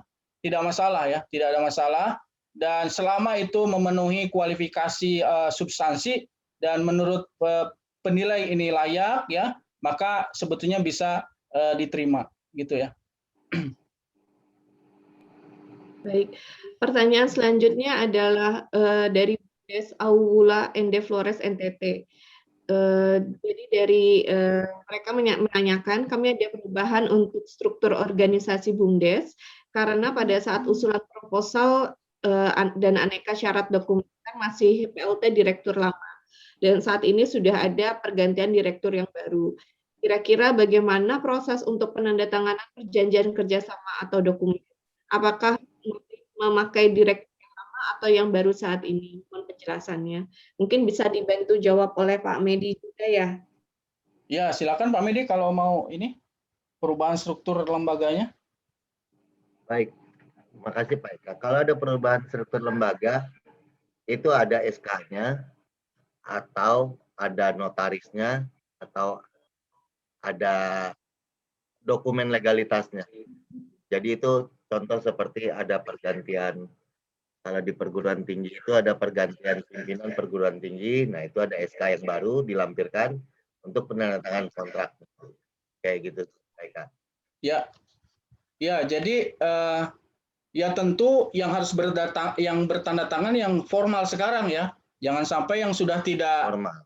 Yang tidak formal, kalau sudah tidak menjawab kan tidak berhak dia secara hukum. Jadi nanti yang bertanda tangan adalah direktur definitif. Kalau itu berbeda dengan usulan yang lama, lampirkan nanti perubahan strukturnya untuk dijadikan dasar kami melakukan perubahan di sistem. Ya, Bapak Ibu sekalian, kalau juga terjadi pada kasusnya Bapak Ibu yang lain ya, kalau ternyata pengurusnya berubah ya, maaf nih, kalau misalkan ada yang sudah mendahului kita, misalkan gitu ya, ya itu selama ada legalitas formal perubahannya, nanti dilampirkan ya, untuk bahan kami merubah data keseluruhan di sistem. Jadi yang definitif sekarang yang bertanda tangan, gitu. Silakan Mbak Erni. Baik, terima kasih Bapak Eka. Kemudian ini ada pertanyaan mengenai belanja barang. Maaf, ini dari Karang Taruna Bakti Kumala Tuban. Apakah harga barang harus sesuai dengan yang diajukan pada saat proposal, dan apabila harga barang tersebut naik atau turun bagaimana? Ya, saya sih pinginnya lebih murah Pak dari usulan. Ya, jadi begini, proposal itu namanya rencana. Ya, sangat berpotensi tidak akan sama persis. Ya, sangat berpotensi tidak akan sama persis. Tapi yang perlu diperhatikan oleh Bapak Ibu sekalian, di dalam format RAB itu ada yang namanya kelompok belanja. Ya, misalkan kelompok belanja peralatannya 20 juta. Tapi ternyata ada kekurangan nih karena belanjanya 40 juta. Berarti harus ditutupi oleh jenis belanja yang lain. Nah, itu harus dilaporkan ke kita Bapak Ibu sekalian, ya. Jadi kalau misalkan ternyata kita menganggarkan 10 juta, ternyata di lapangan menjadi 20 juta dan mengakibatkan jumlah total kelompok belanjanya berubah, bertambah atau berkurang, itu mohon dilaporkan ke kita, ya, dilaporkan ke asistennya masing-masing, ya. Kalau misalkan asistennya kebetulan Mbak Herni, laporkan ke Mbak Herni untuk nanti kita tangani tindak lanjutnya seperti apa. Ya, ini untuk mitigasi supaya tidak terjadi temuan-temuan, ya. Kalau misalkan kurang, ya, misalkan belanja total peralatan itu masih ada sisa nih Pak Eka. Sayang nih kalau dibalikin, ya. Nah, itu ajukan juga, boleh nggak kita pakai untuk belanja yang lain. Nah, itu sampaikan dulu ke kita, jangan langsung digunakan untuk nanti kita bahas, boleh atau enggak, gitu ya. Karena itu harus mendapatkan persetujuan dari tim pakar dan juga PPK. Begitu. Baik. Baik, ini pertanyaannya hampir sama persis dengan wisata alam candi. Apa penggunaan anggaran harus sama persis dengan yang ada di proposal? Dan kemudian jika di dalam pengerjaan dialihkan untuk yang lain, contoh di RAB belanja cat, ternyata dialihkan untuk belanja barang lain yang untuk lebih prioritas karena situasi, bagaimana? Ya, jadi concern saya adalah total kelompok belanja. Ya, misalkan gini, belanja alat itu mau beli HP, mau belanja bahan tuh mau beli cat, mau beli kayu, mau beli apalagi ya, paku ya. Ternyata pakunya nggak butuh, yang butuh hanya kayu dan cat ya. Nggak apa-apa, sepanjang secara total belanja bahannya itu tidak melebihi, Bapak Ibu sekalian. Ya, sepanjang belanja total bahannya tidak melebihi. Dan setiap perubahan sekecil apapun mohon dicatat. Sehingga nanti pada saat monep kami akan periksa perubahannya dasarnya apa dan seterusnya. Kenapa demikian? Ya, supaya kita nanti pada saat diaudit semua data perubahan itu sudah kita lengkapi, kita simpan serapi-rapinya. Jadi boleh Pak, kalau misalkan ternyata lebih prioritas cat dibandingkan paku, ya, jadi catnya aja yang beli yang banyak, boleh. Tetapi saya concern kepada jumlah total per kelompok belanja, ya. Begitu, Mbak Erni. Baik, pertanyaan selanjutnya dari Kumarela Ekoprin lagi. Kapan bisa konsultasi setelah proses Zoom ini? Apakah ada jadwal khusus untuk setiap kali konsultasi terkait nanti teknis pelaksanaan di lapangan? Prinsipnya kita dari mulai kemarin juga sudah terbuka terus ya. Silakan aja. Jadi media untuk konsultasi itu bisa menggunakan sistem ya. Kalau tadi lalu lalang dokumen kan pasti dengan sistem ya. Kemudian juga bisa dengan WhatsApp dan selama ini yang sudah kita jalin sama-sama, silakan Bapak Ibu kalau ada keraguan-keraguan, kalau ada hal-hal yang harus ditanyakan lebih detail ya. Silakan, kami sangat terbuka dan siap melayani Bapak Ibu sekalian dari mulai sekarang pun, ya, dari mulai sekarang pun. Silakan.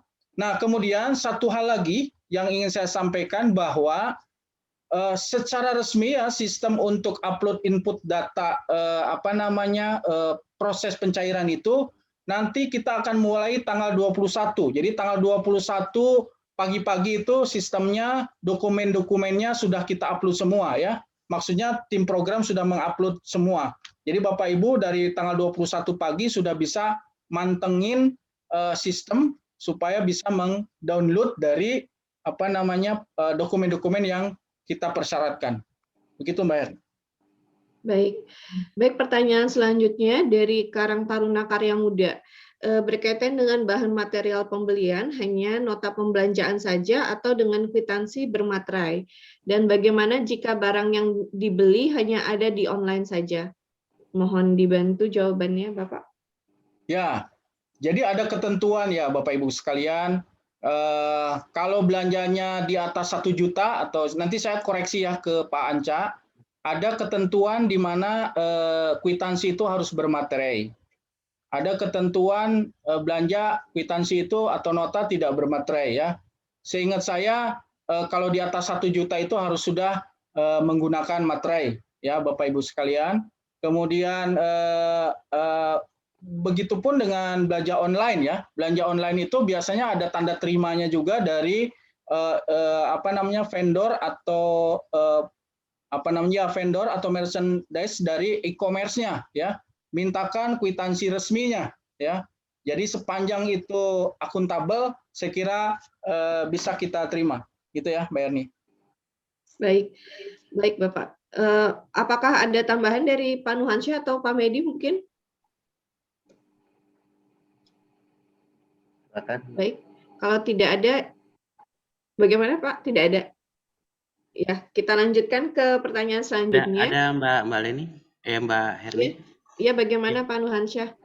Ya, jadi mungkin di atas 5 juta ya, karena materai itu kan 10.000, nanti kita bisa share lah aturannya.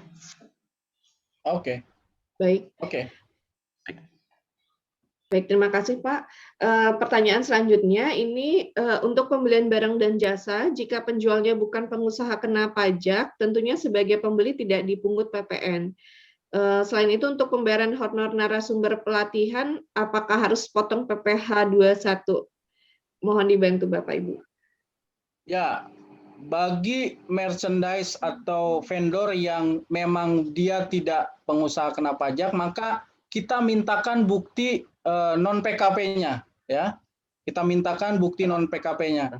Jadi jangan sampai nanti si tokonya ngaku-ngaku saya termasuk pengusaha bukan kena pajak, tapi kita harus mintakan buktinya dan itu menjadi file bagi Bapak ya, sehingga nanti pada saat audit, Pak saya ini belanja ke toko yang memang non PKP, jadi kita nggak usah bayar pajak gitu kan, tidak kena PPN gitu ya. Tapi bukti mereka non PKP-nya harus kita pegang ya, kira-kira begitu ya, Neng. Baik. Untuk pertanyaan selanjutnya ini ada dari Yayasan Rupa Indonesia Pondok Udik Bogor. Jadi pertanyaannya, dalam pencairan 70% dana di awal, keputusan kegiatan yang dilakukan berhubungan dengan dana awal tersebut apakah dari pihak BRIN ataukah dari pihak pengusul proposal? Ya, yang tahu persis Bapak Ibu sekalian, apa mau belanja paku dulu, apa mau belanja cat dulu ya. Silakan Bapak Ibu rencanakan, tentu harus sesuai, kalau bisa harus sesuai dengan perencanaan yang diproposal ya. Diupayakan sesuai dengan perencanaan proposal. Jadi dari mulai sekarang ya, Bapak Ibu harus membuat perencanaan yang matang selama 4 bulan ke depan seperti apa. Sehingga itu akan berkorelasi dengan 70% itu kita akan gunakan untuk apa ya. Jadi kita tidak akan mengutak-ngatik keperluan Bapak Ibu sekalian. Yang kita akan perhatikan itu adalah totalnya. Kalau Bapak Ibu 200 juta, maka 70%-nya itu adalah 140 juta. Kalau Bapak Ibu ngusulin 150 juta, jelas tidak akan kita terima karena tidak sesuai dengan PKS. Mengenai isinya untuk apa, silakan Bapak Ibu sesuaikan dengan perencanaan yang sudah direncanakan, terutama yang sesuai dengan proposal. Gitu, Mbak Erni. Baik, terima kasih. Ini selanjutnya juga ada pertanyaan lagi dari Kampung Wisata Keranggan. Apakah pencairan dana bantuan nanti sudah dipotong pajak ataukah full diterima sesuai pengajuan dalam proposal? Ya, saya mendapat informasi ini nanti harus dikonfirmasi juga ke Pak Hadi atau Pak Medi ya. Seingat saya bantuan pemerintah itu tidak dikenakan pajak, seingat saya kalau sekarang ya. Jadi kalau misalkan nanti mengusulkan sebanyak 200 juta, maka sebetulnya full 200 jutanya itu untuk Bapak Ibu sekalian. Tapi 200 juta itu termasuk pajak-pajak yang harus dibayarkan atas transaksi belanja Bapak Ibu sekalian. ya. Jadi sepengetahuan saya di peraturan terbaru ya, kelompok belanja bantuan pemerintah itu tidak dipotong pajak oleh KPPN. Gitu. Baik, terima kasih. Selanjutnya ini ada pertanyaan dari Bapak Taufik dari Koperasi Produsen Komunitas Kelapa Kolaka. Apakah nanti segala proses administrasi dilakukan atau dilengkapi oleh pihak kampus atau pihak koperasi? Ini sepertinya dikarenakan ada 2 stakeholders yang terlibat dalam kegiatannya. Mohon dibantu Bapak Eka. Ya, dilaksanakan bersama-sama, tetapi dokumennya harus atas nama lembaganya, ya. Karena yang mengusulkan itu adalah BUMDes, maka semua harus atas nama BUMDes. Jangan atas nama perguruan tingginya, Bapak Ibu sekalian. Jadi kalau belanja, Bapak Ibu bikin kwitansi sudah terima dari BUMDes sekian. Dari BUMDes apa? Jangan sudah terima dari kepala desa, jangan sudah terima dari perguruan tinggi, ya. Karena si penerima secara legal atau yang bertanda tangan secara legal di PKS itu adalah lembaga pengusulnya. Jadi semua format administrasi, semua format nota itu atas nama lembaganya. Perguruan tinggi boleh membantu, bahkan saya katakan wajib membantu, ya, termasuk pemerintah daerah. Tolong didampingi dalam berbagai hal, bagaimana mendokumentasikan dengan baik, ya, termasuk juga substansinya, ya. Saya yakin dan percaya Bapak Ibu sekalian yang ada di pemerintah daerah, yang ada di perguruan tinggi tahu persis bagaimana tata kelola dari pembelanjaan APBN.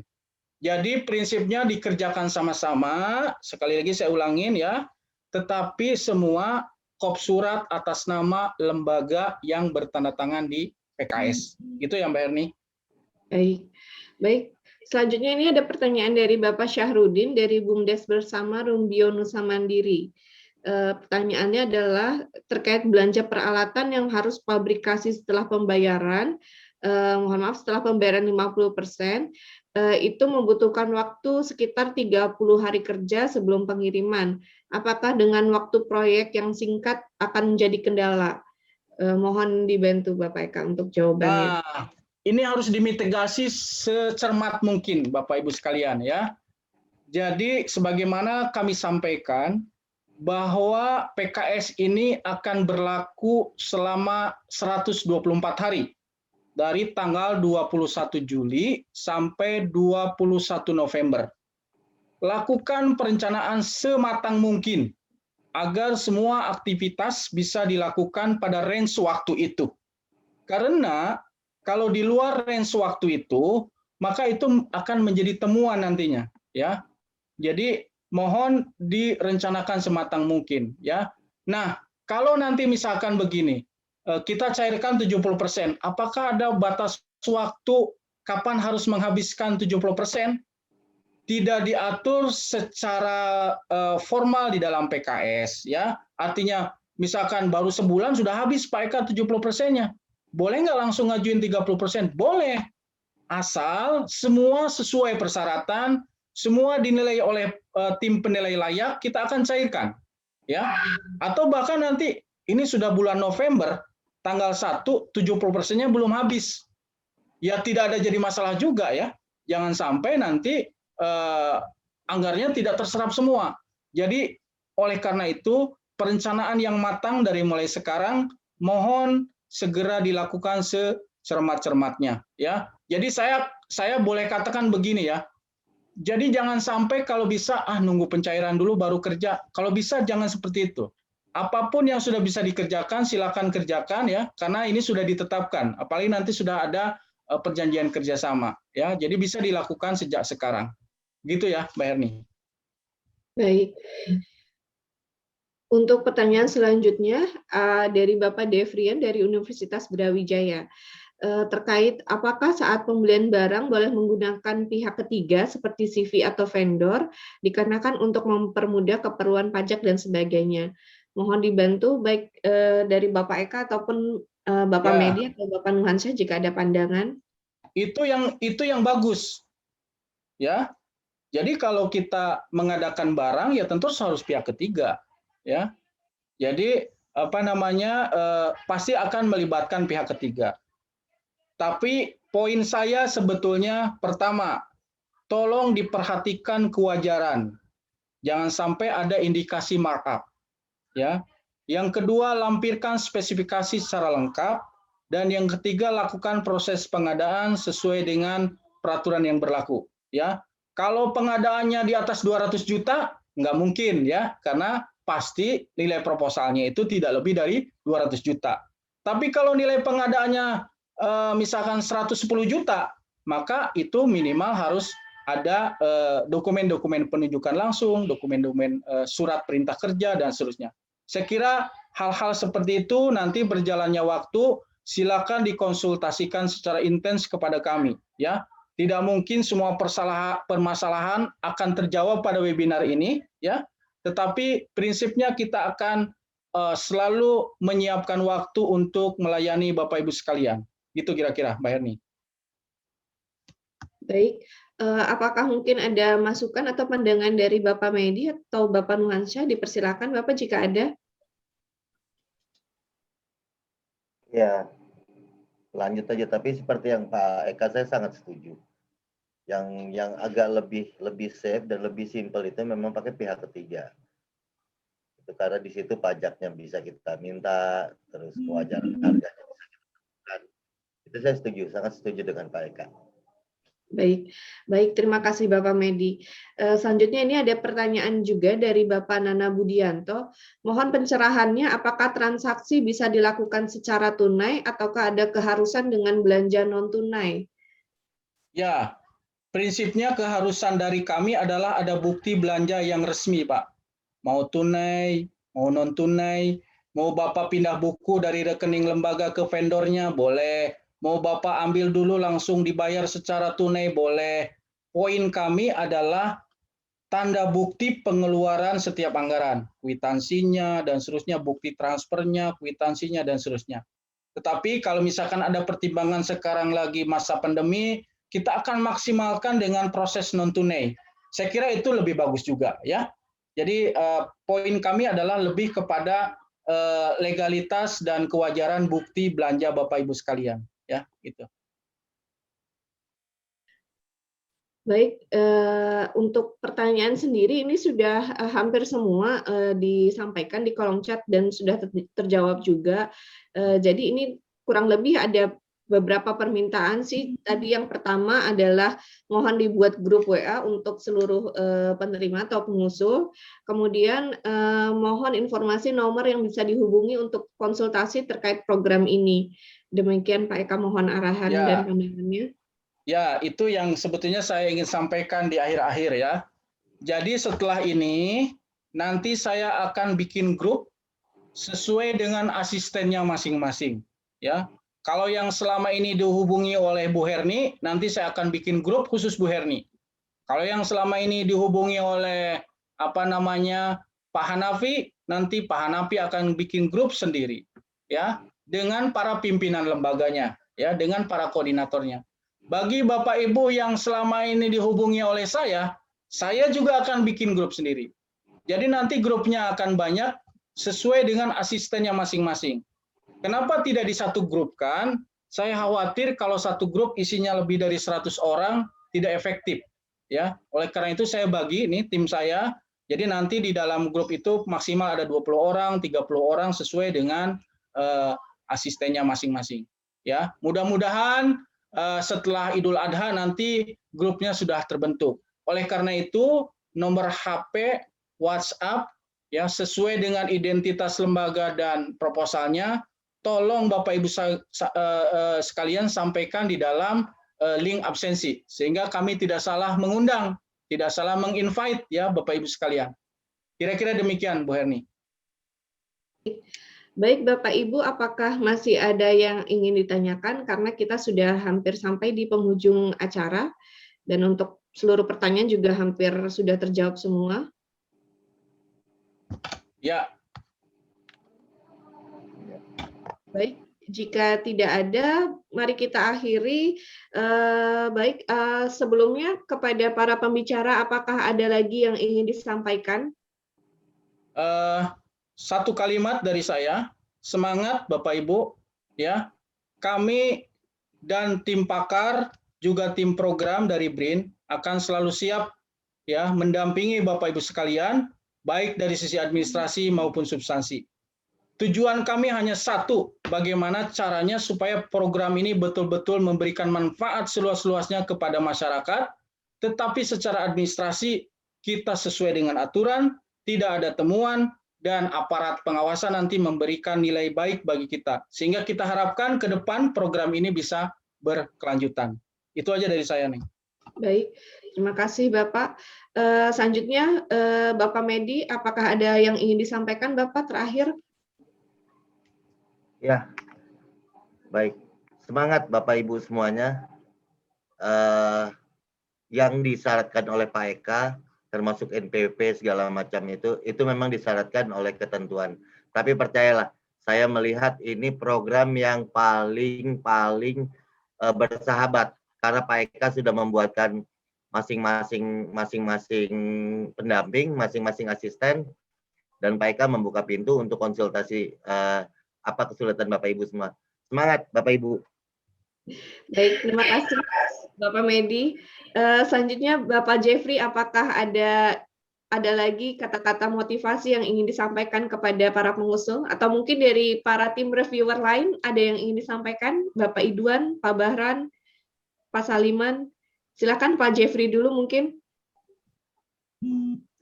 Jadi saya nggak ada ya, jadi ke Pak Idwan aja atau Pak Bahran, Pak Saliman. Oh iya, baik. Terima kasih Bapak. Bagaimana Bapak Idwan, Bapak Bahran, apakah ada yang ingin disampaikan Pak? Pak Bahir. Iya, silakan Bapak. Tadi ada pertanyaan terkait dengan legalitas kepengurusan BUMDes ya. Jadi sebenarnya memang ini Mas Eka banyak persoalan di desa terkait dengan kepengurusan BUMDes. Karena BUMDes kan lagi disorot nih. Jadi berdasarkan Permen Desa nomor 4 tahun 2015 tentang pendirian dan tata kelola BUMDes itu pembentukan pengurusnya itu harus melalui musyawarah desa. Nah, ini di desa juga ini kan bergeser kondisi politis juga di desa itu karena kan ada dana desa. Jadi kadangkala ada persoalan musyawarah desa sudah memutuskan direktur atau komposisi pengurusnya. Tapi kepala desa yang mestinya meng-SK-kan karena tidak klik dengan pengurusnya, ya itu menjadi masalah, itu menjadi persoalan. Ini memang harus diselesaikan. Ini bukan hanya satu. Saya kira dari sekian BUMDes yang ada di sini pasti ada beberapa yang punya kasus seperti itu. Nah, ada juga jalan lain, misalnya musyawarah desa kembali memutuskan PLT, tapi tetap itu tidak di-SK-kan oleh kepala desa, karena yang berhak meng-SK-kan itu kepala desa. Nah, itu saya serahkan ke Mas Eka aja dan kawan-kawan nanti atau Pak Medi bisa mencari jalan keluar untuk menyelesaikan ini, karena ini banyak, Pak. Terima kasih Pak Bahran. Nah, di sisi lain, kepala desa tidak bisa menunjuk langsung direktur atau pengurusnya, Pak. Itu nggak boleh. Bertentangan dengan Permen Desa nomor 4 tahun 2015 itu. Jadi nggak, karena kepengurusan pemerintahan desa itu terpisah dengan kepengurusan BUMDes. Jadi itu memang harus dicari jalan keluarnya. Nah, terus mungkin apresiasi saja. Saya sebenarnya sangat mengapresiasi ini program. Berbeda dengan handling kita 5-6 tahun terakhir ini, karena dilengkapi dengan sistem informasi. Itu memudahkan sebenarnya untuk lebih interaktif antara pelaksana atau koordinator program dengan penerima insentif, termasuk juga teman-teman dari penilai. Dan yang kedua, ini saya juga sangat bersyukur, ini mulai dari deputinya, ya, sekretaris deputinya, direkturnya, KPA-nya, PPK-nya, sampai ke bawah itu tahu semua program ini. Ini juga jarang terjadi. Jadi siapapun yang ditanya, siapapun yang bertanya dan menanyakan yang ke atas dan di bawah ke atas itu pasti bisa menjawab. Ini mudah-mudahan ini menjadi contoh yang baik dan legacy ke depan, Pak. Ini langkah maju buat saya. Karena 5-6 tahun terakhir ini saya memang terlibat banyak di Ristek Dikti dalam mengelola dan memantau perkembangan klaster inovasi. Itu mungkin apresiasi dari saya. Terima kasih Pak Eka, Pak Medi, Pak Deputi Bidang Penguatan Inovasi kalau masih online, Pak Lanjar atau Ibu Pauline, saya nggak tahu karena saya tadi telat masuk. Ya, terima kasih. Assalamualaikum warahmatullahi wabarakatuh. Assalamualaikum warahmatullahi wabarakatuh. Waalaikumsalam warahmatullahi wabarakatuh. Salam baik. Untuk selanjutnya Pak Idwan atau Pak Saliman dan Pak Adi, apakah ada yang ingin disampaikan, Pak?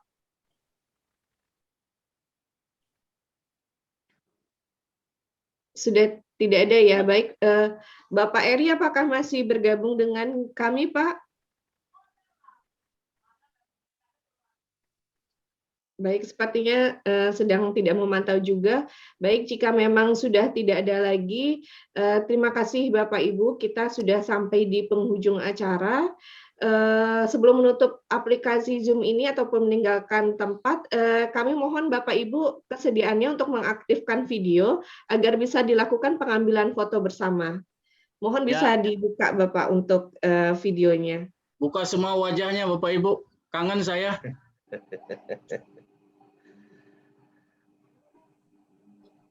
Ini ada 8 layar Mbak Herni, jadi harus paling tidak ada 8 jepretan ini. Ya. Baik Bapak. Ya. Baik, mohon memasang senyumnya yang sangat terbaik karena ini ada 8 layar. Saya baru sampai di layar kedua.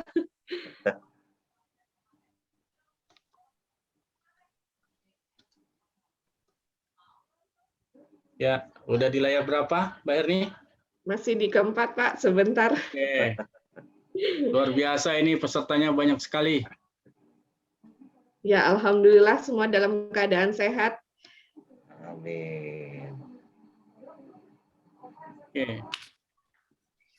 Ya, baik. Sudah Mbak Herni? Ya, sudah Bapak Ibu. Terima kasih Bapak Ibu atas kerjasamanya yang baik. Sudah mengaktifkan layar. Baik, untuk pengambilan gambar sudah dilakukan. Dengan demikian berakhir sudah acara pelaksanaan sosialisasi pelaksanaan kegiatan Desa Berinovasi. Kami mengucapkan terima kasih atas kehadiran Bapak Ibu sekalian. Jika ada kesalahan ataupun kekurangan selama pelaksanaan acara, mohon dibukakan pintu maaf yang sebesar-besarnya. Tetap jaga kesehatan, semoga kita semua dalam keadaan baik, dan mohon tetap menerapkan protokol kesehatan. Semoga kita bisa bertemu lagi di lain waktu dan kesempatan. Amin. Akhir kata, wassalamualaikum warahmatullahi wabarakatuh. Waalaikumsalam warahmatullahi wabarakatuh.